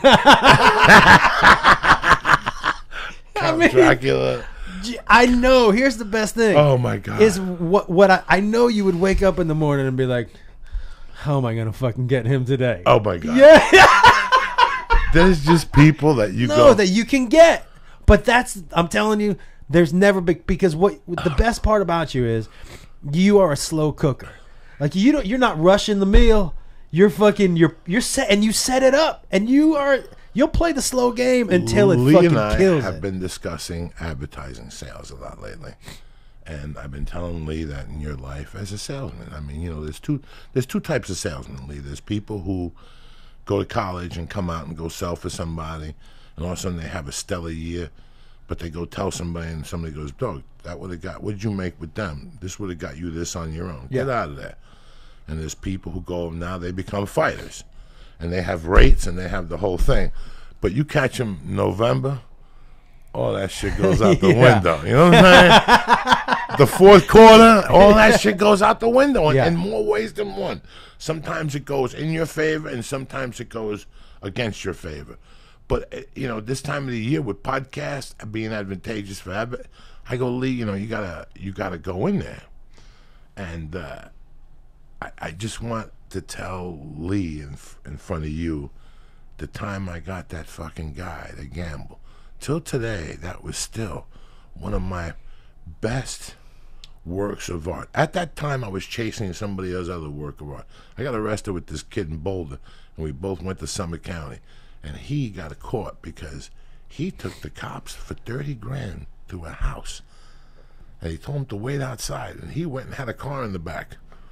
And they couldn't even get through. Like, they had flat tires when they went to get him. Like, he had it planned a month in advance, but he got busted, and he did this 2 nights. He caught him. It was a sales package. Like, nobody else would go for it but the cops. Yeah. In 1987, I met a white dude in Summit County Jail that showed me his paperwork, and we all laughed. And people were like, "Dog, this guy's in the record books." Like, the feds come here once a week and, fucking smack him in the mouth because he took the feds on this fucking wild trip where he goes, "Go into that house. I'm going to go in that house and get him for fucking 4 kilos of coke and 2 machine guns. Give me 80 cash." They gave him 80 cash.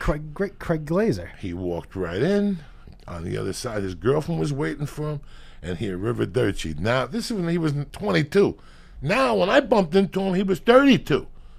They had caught him in New York or something like this. It was a tremendous story. They had offered him rights, the whole fucking thing. I mean, that's crazy. But that what's the one that you were talking about him? The guy they said that was your best work, where you got the dude to gamble. When I got the dude to gamble with you that time. Oh yeah. We were, me and you were just fucking around, and we met him at somewhere else. I met that dude somewhere else. Yeah. And I sold him on a comedy show first. We were talking about what he did, and we were talking about what I did. And he was talking about telecommunications. I got a guy for a phone, too. Oh, you don't remember. I was walking around with a phone towards the end. And he finally came to a show and took it from me. Oh, yeah, dog. I had a guy for a phone. You had to sell 10 accounts. I didn't sell shit. I just called people. How you doing? Come on over here. No, I sold accounts, and that's why he gave it to me. Then he gave me more minutes a second. You left in September. Yeah. By December, I was running a one-man operation.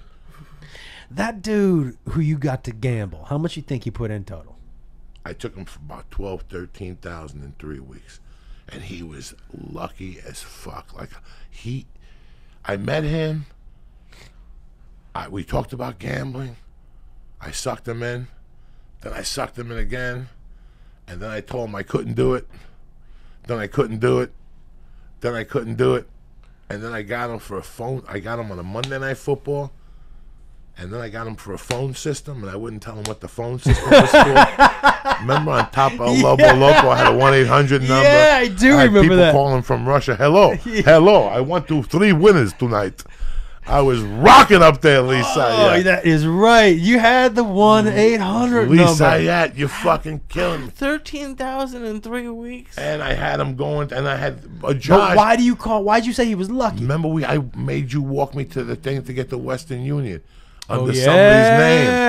That's how we were doing it with Western Unions. Lee, please. You have no fucking idea. We walked all the way up to.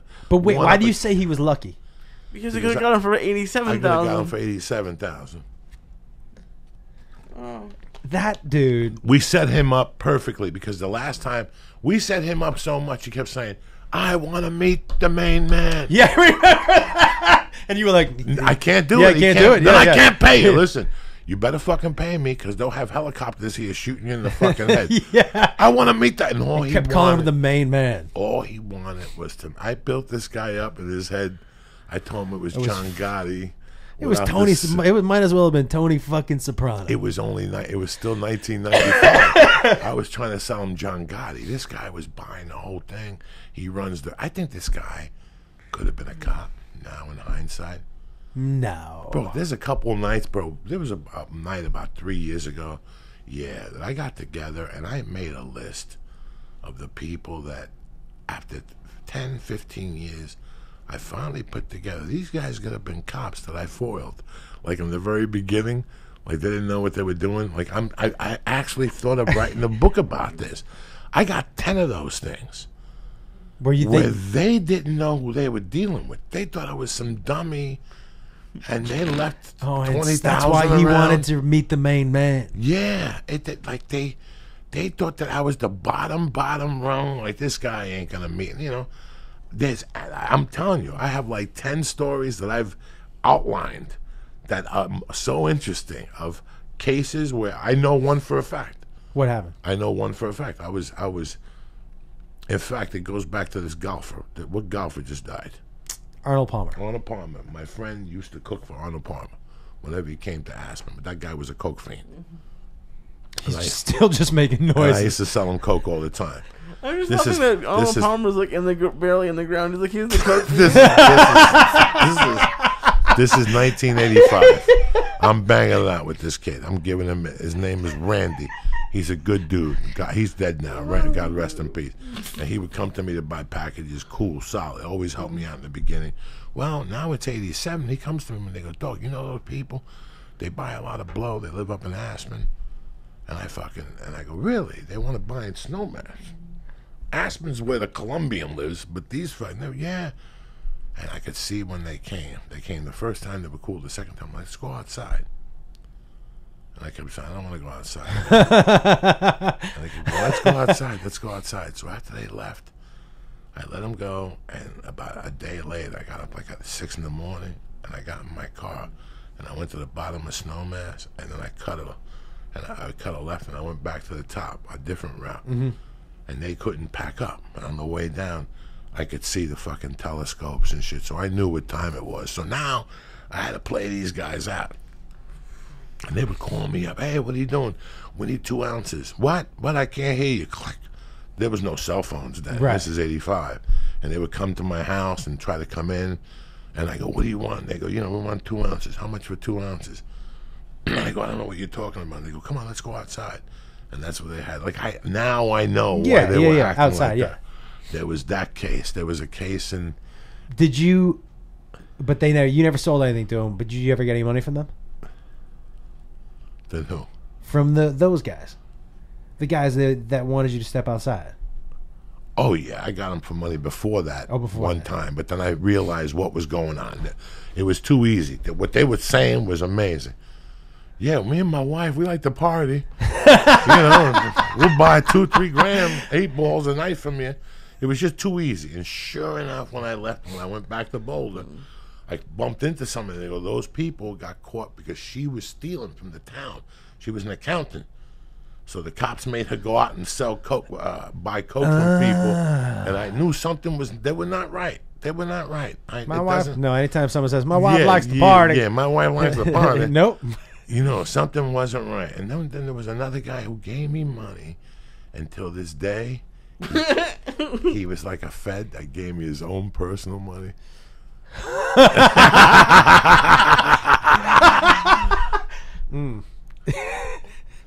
When was that? Most of the shit happens in Denver, right? New York. Yeah, this guy fucking kept calling me and saying, I gave you went to the bank with me. You saw where I got it from. What am I going to do? And it was gone. It was gone. There wasn't not even a suitcase. I had sold the suitcase, the toothbrush in it. How long did you even have the money in your possession? Under an hour? 2 days. Like 8 days. Oh, okay. And he just panicked. Yeah. He panicked. The move was in. Listen, all those people want to see is a package. A little package with a big package and something for them to go. And the cocaine buys their mind for another week. God. So if I tell you the deal you're in is a 5 kilo deal, and you come over to the house and I show you 3 ounces, and I give you a little bit out of that bag, and you're like, that's not cute. Psst, come here. Shut up. The rest is in the bag. See that guy standing there? Here's 200 on the investment. Take a hike. That's it. You're going to go to the bar and go, dog, I got paid on my investment. It's the best coke I've ever taken in my life. It was just a scam. And if you didn't know it, you're fucking retarded. If you didn't know it, you got to be fucking retarded. But that has to be the attitude. When you're scamming somebody, that has to be the attitude. It was such a funny time. But that's the thing. Listen, that all goes back to, see, you can't do that anymore. So the way you get people is just by breaking their spirit. No. In 90. Right? Do you know what I mean? Like that, it's amazing. In 91, me and my wife break up. In 92, I start dating this girl, and she introduced me to a whole new world of people. And that world of people is a bar. And I meet other people. And I meet this guy, and he's telling me, man, I'm going to make an investment in the marijuana trade. And I'm like, oh, Jesus.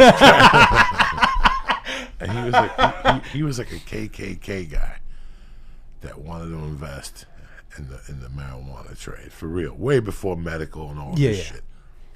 Did I know he was KKK? I didn't know for sure. But there was something about him. He had money. The signs were there. He had a station wagon. You know what I'm saying? Those guys always have a station wagon. You know what I'm saying? So, what the fuck happened? He gave me money. The robes. And I fucking told him, it was like $8,000. Now, this is 92. This had to be like September 92. This guy gave me $8,000 and I disappeared. He called every... What did he do? He leaked. Good idea. He gave me $8,000 on a Friday, and I said, "Don't call me for about a week. I'll have the envelope for you." Nobody saw me after that. He didn't go into panic mode till about October, and then he went into full panic mode before the holidays. It was terrible. I disappeared. Where did you go? Who? You. Me, I went underground. You know me, dog. I went underground right in front of you. He would walk right over me every day. I was right underground. Fucking hilarious. And I was still doing comedy, and he always missed me. And I always called him when he was in the shower. Then he'd call me back, and I wouldn't answer. I'd pick up and hang up. I'd pick up and have me getting punched or something like that. It's just crazy shit that you do. I tortured him for maybe a year and a half, dog. I didn't give him a dime. And I go to New York. I tortured him for so long. I forgot. It had to be 3.5 years. And one day I got a call from one of those girls from Boulder that she's in New York. You know, do I want to come over? And I go over there, check it out very cautiously. I end up having a great time with her. I fucking... Wait, this is in Boulder? This is now in New York City in 94. I hang out with this girl. I sleep over her house. I leave the next morning. I have a pager then. Oh, you had that pager. And as I'm going home, she pages me and she goes, I just got a mysterious call from that guy. Like Steve was his name. And I go, Steve? And she goes, yeah. She goes, he told me an interesting story that he lent you $8,000 for marijuana and you never gave it to him. I go, no, I sent him the weed. I go, listen, give him my pager number. And he goes, he says he has your page number. You never return it, and you always make up stories. He says he's calling people. He's calling an attorney. This is a true story, bro. I fucking milked him for 2 years. He was right. I mean, it was like me milking Lee. You're right there with him every day. He would get to the bar, and I would leave. And I would tell the bartender I was there. Come on, I left you an envelope. Where? It was there. Torturing that guy. Are you going to torture Rick Kearns this weekend? Yeah, hold on. Let me do some shout-outs, and we'll get the fuck out of here. Ed Priolio, Armando Salgado, Sean Thomas, Neil Hardy, Raymond Maher, PJ Stern 9, Ray Majewski, Fire Goddess Beth over there in Columbus, Ohio. Yeah, I'm going to have a good time in Columbus with my main man, Rick Kearns. And then Tuesday, I'm at fucking the Comedy Store again upstairs, trying that hour that there's no fucking closer. No closer? Oh, not yet. It's a nightmare. No, there's no closer yet. This is going to be the $1 million fucking idea. You could close with that joke. No, listen, don't even put ideas in my head. Or I got itchy ears. That means one's coming. No. You could close with that joke that you used to close with. What, with the Elvis? The bubbles.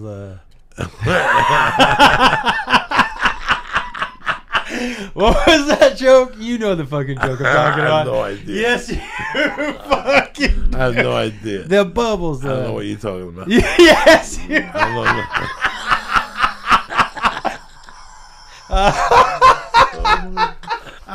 Yeah, tell him the bubbles joke. Yeah. Hold on, I gotta go pee. I'm gonna bust a fucking nut here. And my fucking doctor hasn't gotten back to me. I'm having fucking anxiety by now. I thought he had the results. Turn yourself in. They're cutting your fucking asshole out or something.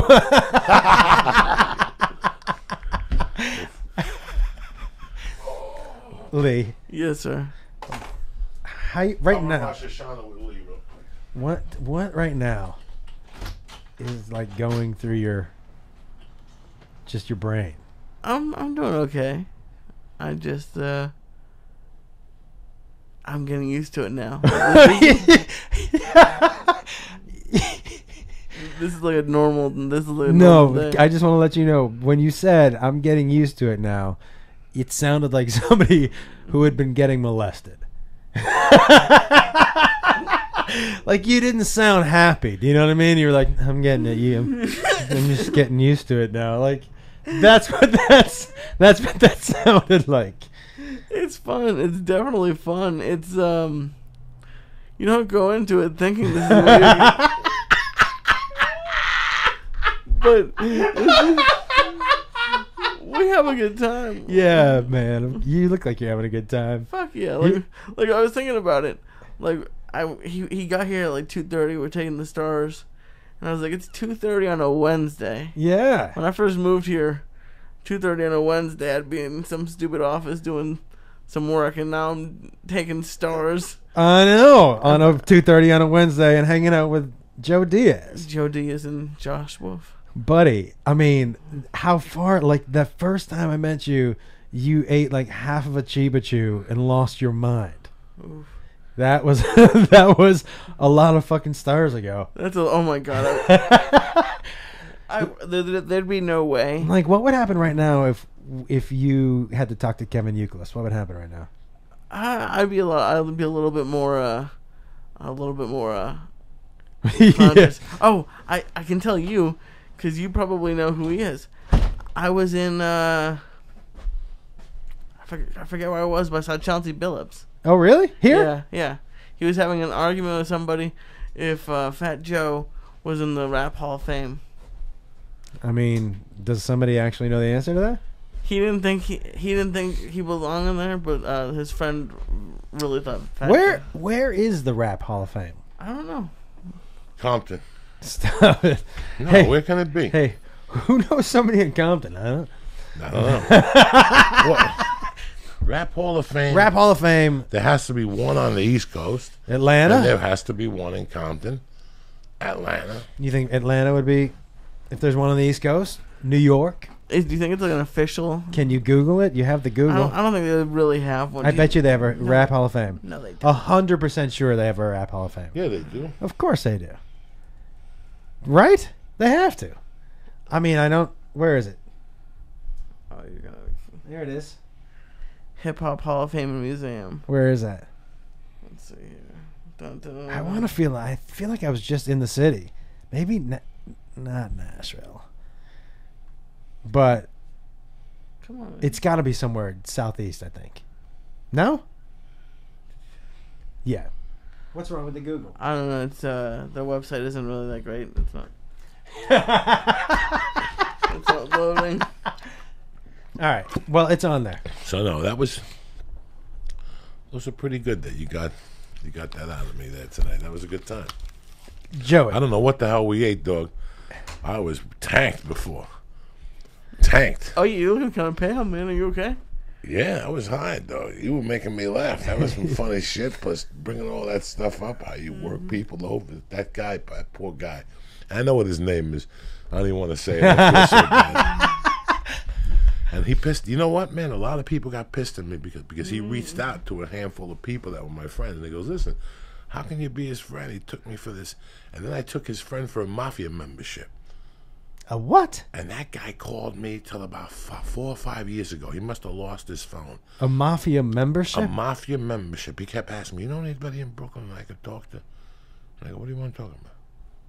Yeah, because I think I want to join the mafia. You know anybody I could talk to? And finally, I got him. I go, what are you talking about? He goes, well, I just need some help. I just want to join the mafia. I go, what if I get you an application? I mean, it was just, I thought it was a joke.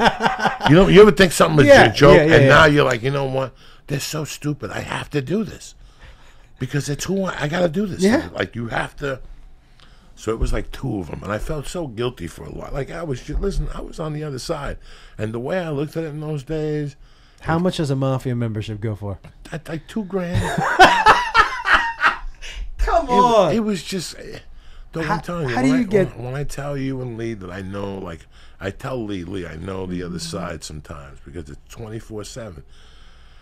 And while you're robbing somebody, you're cultivating somebody. That's the beauty of it. There's 3 guys that you're cultivating. 2 of them are already going to tell you no. But that one guy might say no, but you know what? I want to invest in your reefer company. Yeah. You know, because you already know he's fucking stupid and he's got an envelope and he's burning a hole in his pocket and he smokes weed. Okay, what about this CBD oil company? Let me get 30,000 and we'll put your picture with the thing. And next thing you know, you don't see nothing for 6 months. And what do you care? You know how many people get ripped off every fucking year just because it's small amounts? Like in those days, I could take 10 people for $30,000. Each or total? Like each. That's $300,000 Yeah. in today's America. You could do that. There's people that do that all the time. Oh, yeah, but that's what we were saying earlier. When does it end? I mean, that's the disgusting thing. But there's people who. But there's always there's always going to be somebody who's willing to give you money. That's it. There's always going to be somebody who's willing to give you money. In this city right here, you know, look at. I mean, I know a couple of years ago I had a dear friend that got into a fucking movie, and he goes, "You're not going to believe what they're paying me." And I go, "What are they paying you? Scale plus 10?" He goes, "No, they're paying me this." And I go, "What movie is paying you that?" And he goes, "This guy got money from his dad. He got him for $6 million. Then they went back in, and they got him for another $3 million for post." And he got Lindsay Lohan, the big black guy that died, and somebody else. It was crazy what they did to this poor guy. Like, it was like, you know, you have no idea, people that listen to this, the people that come out here with dreams and desires. And money. And money. The movie I went to, Jamaican, got fired. And then the guy had to pay me because I didn't know why the guy kept fighting SAG. Because all the guy owed me was $2,200 a week for 2 weeks. Mm-hmm. And SAG wanted $40,000 with expenses and cost and court cost. For what? Because that's what SAG does. That's why it takes a long time for you to settle with me 9 out of 10. Like, if I put a claim in, it's because SAG is billing me.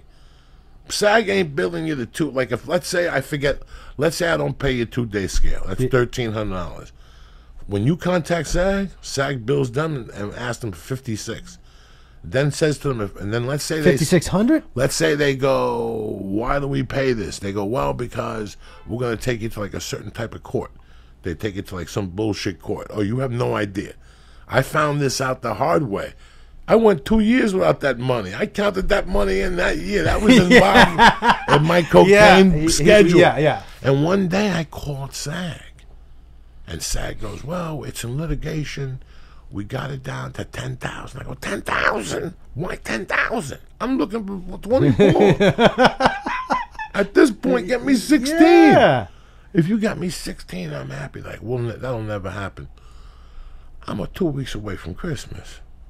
I picked up the phone. I called the producer, director. I go, "What's going on? You know, this is Joe Diaz." Now, the real story with this guy was, Josh, he owned a strip club in Baltimore, one of those fucking cities, and he fell in love with a stripper.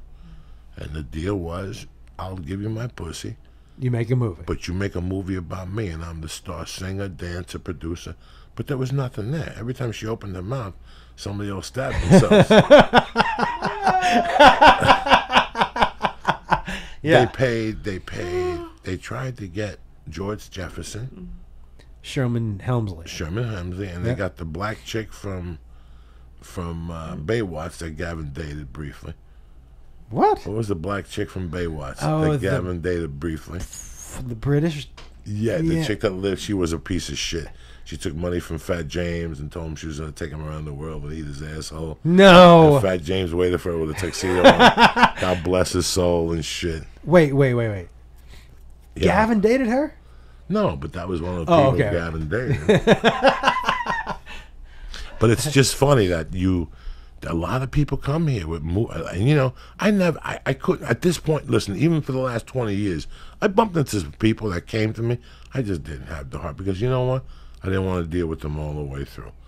I saw what friends of mine did with people that came out. I had a buddy who shot a movie with some people that just, because those people that show up with the envelope, they're great till the last meeting. When they show up with their nephew, the director. Yeah. I didn't tell you. He's a director. Tell him. And everybody's like, you know, those guys always show up with something. They got somebody for the part of the star, and that's the fucking downfall. They always show up with somebody really bad, and that's a lot of people don't tell you. So that's when you go, "Well, do you still want the fucking money? I got the money for you, but he's got to be the director." And you're like, Jesus fucking Christ. It's fucked up, and people will do it. They'll sell their souls. Out here, it's hard to make enough to the get fucking a movie, man. Yeah, it's hard enough to make a movie. So if Igor has to direct it, then Igor's got to direct it. Oh my God, Nick Turturro did a movie that Igor had to direct, and he had to comb over, and the guy, oh my God, it was terrible. And it was like he was actually like, you know, Madam like a. I can't describe who he would be like now. When I was growing up, he was like a certain actor that was like Italian, and he would do that type of shit. I couldn't describe who he'd be today. Hey, do you still know every check that's out there that's coming your way? From SAG? Because one of your things, like you could come over to my apartment and you'd be like, yeah, so I got this check over. You could name, I got 2 checks at the Comedy Store. I got 1 at the Improv.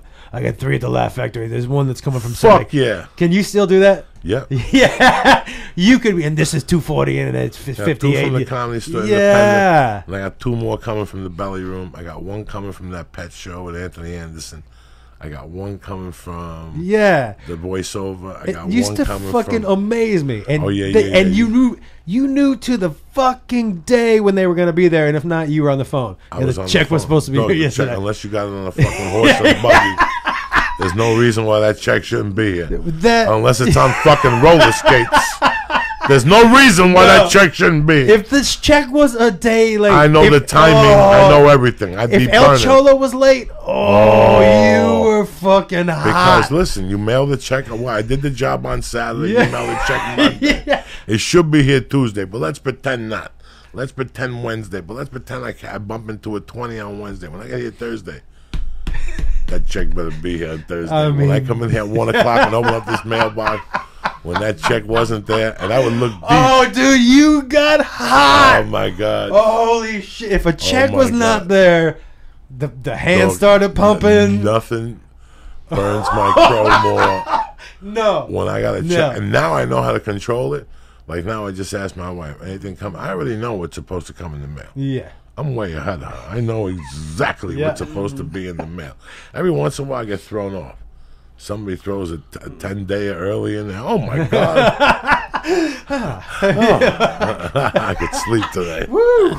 Yeah, every check that's ever been out there. Listen, man. Yeah. The Cuban fucking Jew never sleeps. Is fucking horrible till, you got to remember, I didn't become generous till I was about 10.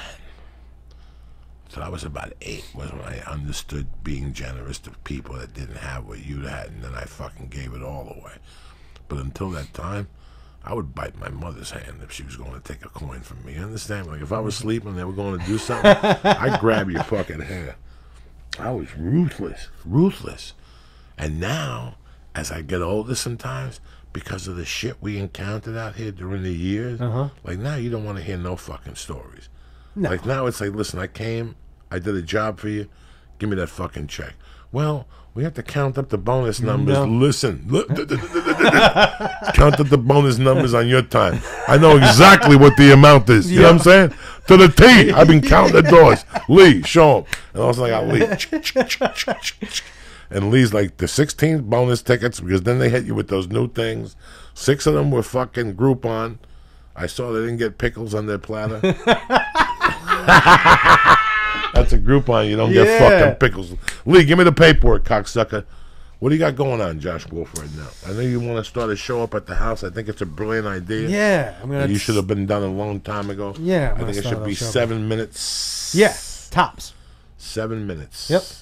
And at the end, somebody always gets fucking shot. I saw your son yesterday selling memberships out there hustling, and I like it. It's the best thing he could ever do, because there's nothing better than stomach-to-stomach sales, especially out in the sun. It teaches you something.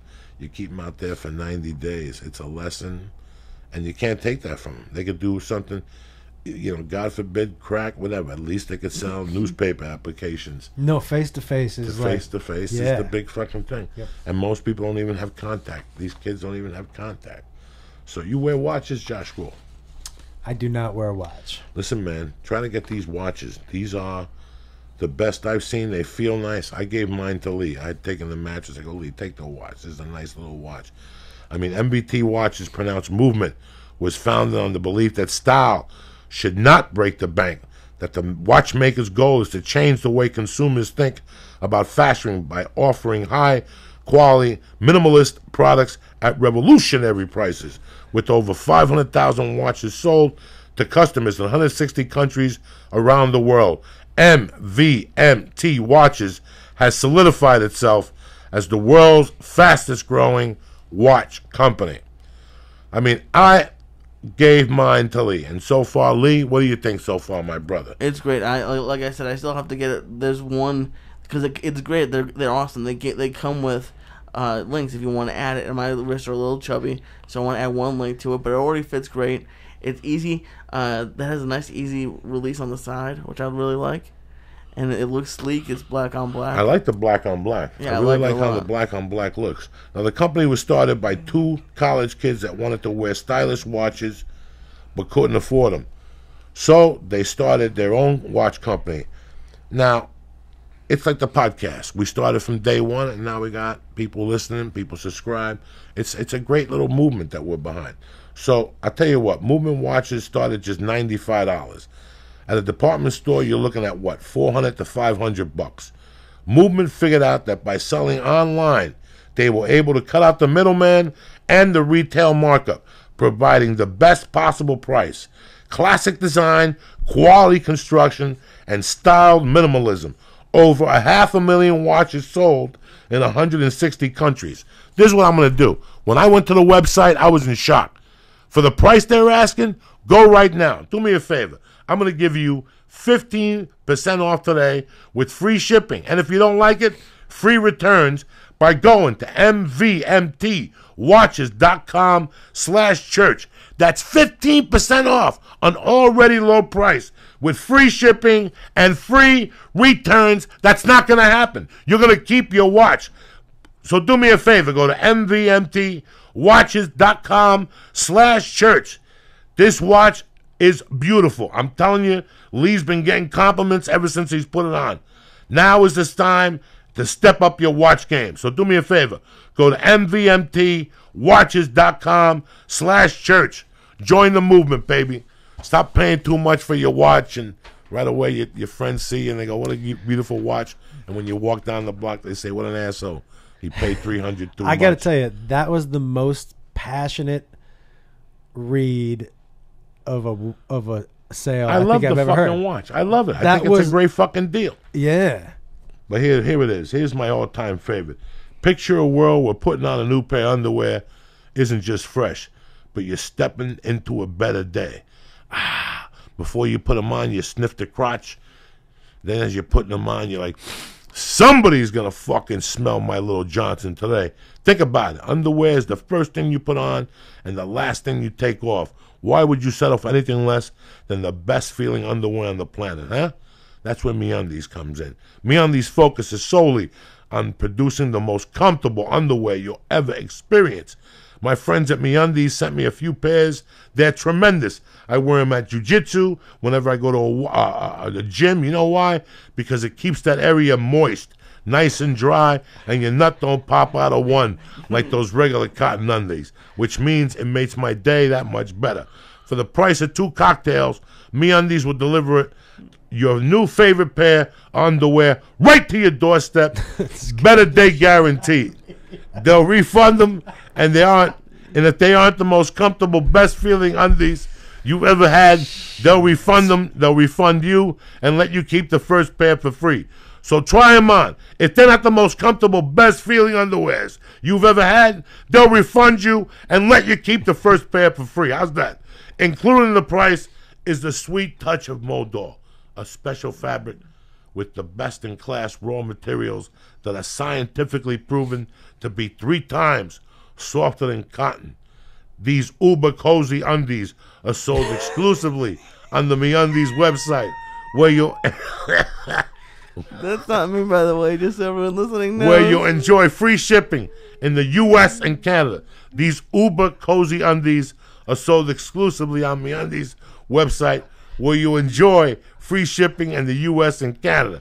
Now, do me a favor, and for a limited time, everyone in my audience gets 20% off their first order, but you have to go to our special URL. That's MeUndies.com/Joey. With the MeUndies Better Day Guarantee, you got nothing to lose. So don't wait any longer. Go to MeUndies.com/Joey for 20% off your first order. Again, that's MeUndies.com/Joey for 20% off. MeUndies, I love you. MVT Watches, I love you. Also, a quick shout out to my blood. Onnit.com right now. The best hemp protein powder, chocolate protein. You understand me? Tremendous taste. We got Alpha Brain. We got New Mood. We got Shroom Tech Sport. And Immune. Listen, they keep coming at you.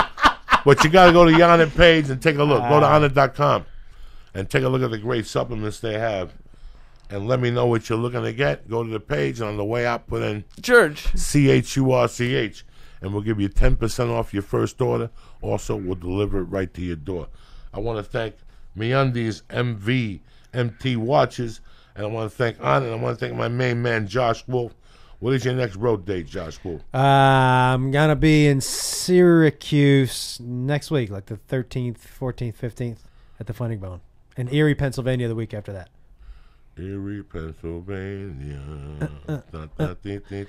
In my life, I never thought I'd hear you say Uber Cozy Undies. In your Uber Cozy Undies. All right, I got to go. I love you, motherfuckers. I'll be at the Columbus Funny Bone tomorrow night, Friday night, Saturday night with the tremendous Rick Kearns. Next week, Tuesday night, I'm at the Comedy Works. Tickets are almost sold out, 8 o'clock show. But then Thursday, Friday, Saturday, my main man, Lee Syatt, will be with me all next weekend in Rosemont shooting the fucking special. We don't know what the name is, Social Yorkwood. I don't even know the fucking name. We'll decide next week. I love you guys. Josh Wolf, thank you. Thank you. The Flying Jew, thank you for coming on, my little brother. Happy Rosh Hashanah to you both and your families. Monday night, we'll see you then. Stay black, bitches.